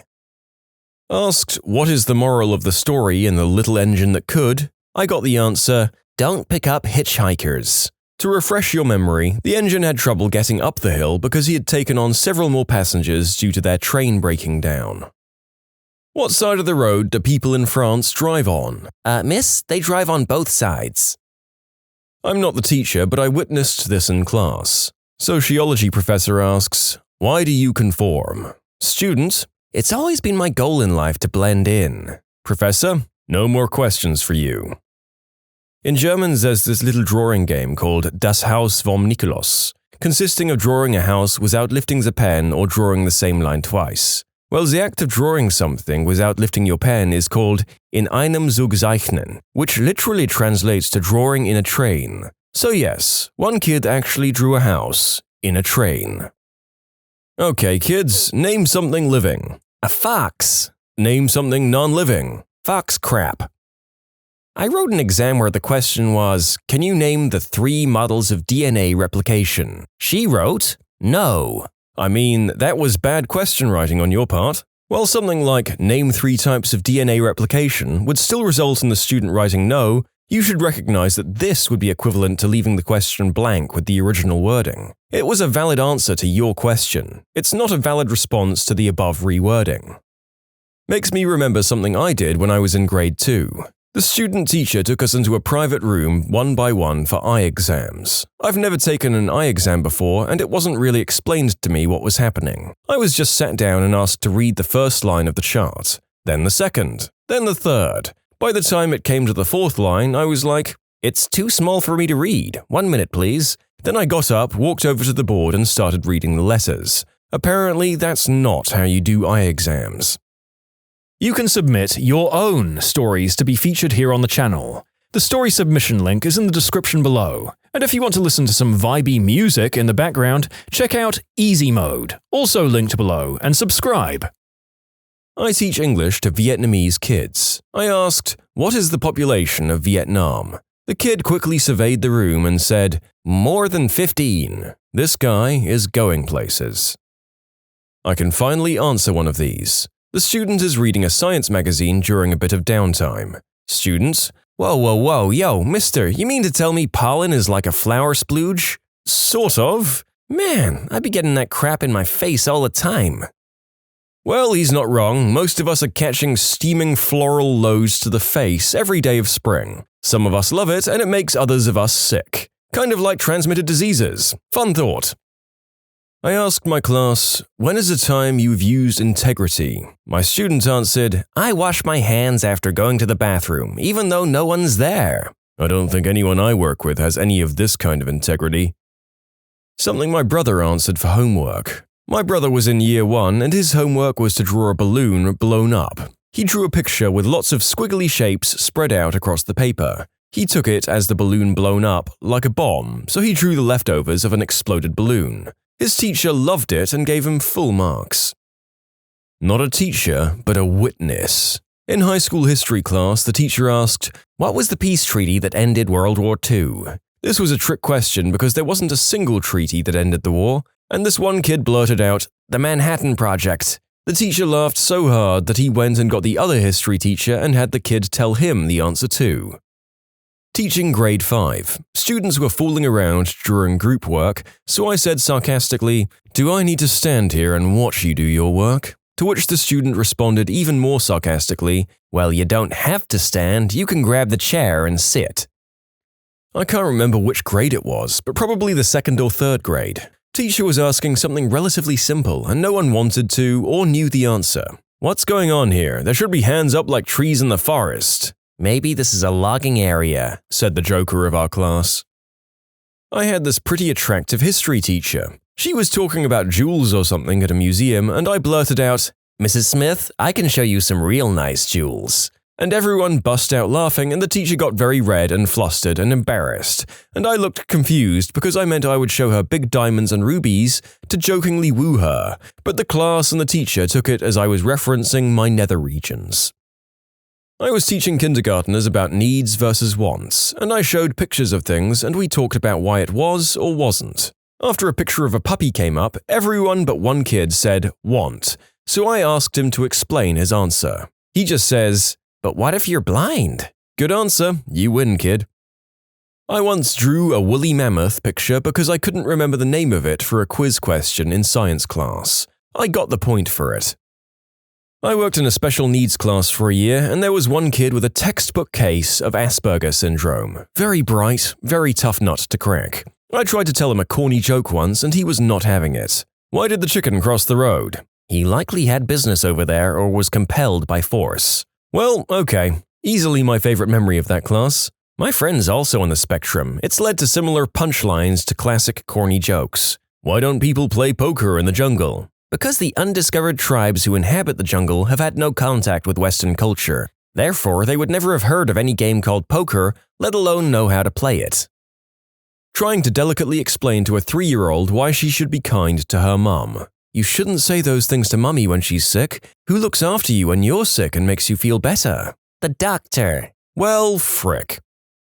I gave a group of 2nd graders a worksheet about main idea and detail. In the instructions, they were told to circle the main idea and underline the details. One child returned the paper to me very promptly, having underlined the phrase, the main idea, and having circled the details in the instructions. She knew exactly what she was doing when she turned it in. She was a clever one. She did just fine when I asked her to complete the assignment as expected. I said, the quiz tomorrow will be on, and my student shouted, paper! Everyone laughed and I rephrased the question. One of my kids couldn't remember what country wasn't a part of the UK on a test, so she put Mexico. I teach English in Japan. When teaching my students, I asked, what do we say when someone is being too loud? And one smartass yells, shut up forever! I've never said this, no clue where he learned it either. I nearly lost my crap, but he wasn't wrong. The correct answer is, be quiet please, which I told him was more polite. He just grinned as if he knew, but didn't care. Smart kid, I'll miss him when I change jobs. I get this pretty often from my students. My favorite is when I say, please be quiet to new students and they ask their friends what I said. Usually someone will come back with, shut up. I teach and coach baseball. After our short stop got thrown out on the 2nd for the 3rd out, I told someone to pick up Will, in baseball terms meaning get his glove and hat so he can go out to the field. This kid who was new to baseball, a big lineman type of football player, claps his hands and goes to the shortstop. "It's okay, Will, you'll get him next time." I cried laughing. Poor William. Well, at least he didn't get hauled over the lineman's shoulder and carried off the pitch. I'm a teacher, but my best answer to this is in high school. An English teacher was asking about the poetic reasoning behind why the moon is always used in a feminine context. Guy behind me says, "Because they're both on a 28-day cycle?" When I used to teach anatomy, "Anthony, name this bone." Femur. "Is it a left femur or a right femur?" "Yeah." My godfather is a lobster fisherman, and all of the kids in the family would go out on the boat with him from time to time. There was a running joke with my uncle, dad, and godfather. They would get a kid to bait a trap, then applaud them for being a master baiter. My cousin went back to school after summer vacation, and when the teacher asked what she did that summer, she proudly stated, "I became a..." Well, you get the picture. Not a teacher, but just a witness to this hilarity. In science class in high school, our teacher was talking about electricity and lightning and the effects of being shocked. He asked if anyone happens to know what is the first sense you lose when struck by lightning. Without missing a beat, a girl put her hand up and answered, in all honesty, "Your sense of humor?" The class had to stop for a few minutes until everyone could regain their composure. This one kid twice on the same quiz. First question, describe the bus ride at the beginning of the chapter. "It was a bus ride filled with action, but also with emotion." Second question, what happens at the end of the story? "The story ends." That kid is going to be a politician someday. My wife is an elementary school teacher. The kids were practicing their 2 times tables, and the question said something along the lines of, "John lives in his house with his mum, dad, brother, and grandpa. How many total hands do the people in John's house have altogether?" The answer they were looking for was 10, and they wanted the students to show that 2 times 5 equals 10. This young man instead wrote, "Not enough information. What if someone lost a hand?" He wasn't wrong. My wife just wrote "good thinking" on his assignment and gave him full credit. The kid was bright and knew his times tables, so that wasn't an issue. She also had his older brother as a student and said they were both smart, but jokesters. My wife now teaches kindergarten, this was when she taught 3rd grade, and said she misses the funny responses on tests. She used to have a full Word document of the funniest answers. There was a buddy of mine in college, Jay, who was legendary for his witty responses in class. We were training to be RAs, and the residential life person asked, "What are some things that, as an RA, you shouldn't do in your dorm room?" People were saying stuff like drinking, etc. Jay raises his hand and says, "Practicing medicine without a license." The trainer was like, yeah, that's true." The same guy was in a film class. The teacher asks, "What technique defined the scene we just watched?" Jay raised his hand, gets called on and says, "Long, awkward silences." "Teacher, could you give an example?" Jay then proceeded to look awkwardly at the teacher, opening his mouth to say something periodically for 20 seconds. I co-teach a class and do a lot of the grading. Kids will write, "I love teacher A," and I'm like, "Ha, this is teacher B, nice try, losers."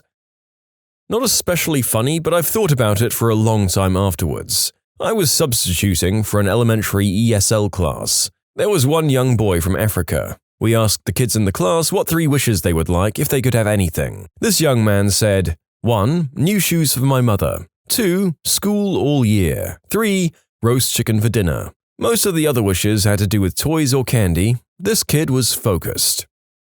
We had a quiz about the 1960s in what I think was either my sophomore or junior year. One of the questions was, John F. Kennedy and Robert F. Kennedy were the first brothers to do, and we had to fill in the blank. We were doing a peer edit of the quiz the next day with another class's quiz. When my teacher got to the JFK and RFK question, someone raised their hand and said, "My guy wrote down JFK and RFK were the first 2 brothers to do Marilyn Monroe." Mr. Q's reply was, "Technically that is kind of correct, but dock a point off anyway because the real answer is run for president." In conclusion, the Kennedy brothers' claim to fame isn't running for office, it was doing Marilyn Monroe. I was in a special ed room where the children were sorting nouns. The picture of the mailman went in the people column, the baseball went in the things column, and so on. There were several pictures of animals, and a little girl, who wore shorts with puppies and horses on them almost daily, sorted the animals in the people column, and was the only one in class to have done so. I pulled her aside to ask why she didn't sort the animals in the things column. I didn't tell her she was wrong, I just wanted to see her train of thought. And she started giggling and burst out laughing, saying, "How is an animal like a thing? Animals are alive. Cows can't be like a desk." And she's cracking up because she thinks it's so silly that people view animals as things. I asked her if someone taught her that or if she just knew it, and she said it was just something she knows. It was touching and innocent and very sweet. I love animal lovers. When you subscribe, make sure to hit the bell to turn on notifications. Put the playlist on in the background to finish listening to all the stories, or if you want some vibey music to put on in the background, check out easymode. If you like Am I the Genius, give Am I the Jerk a shot. Everything linked in the description.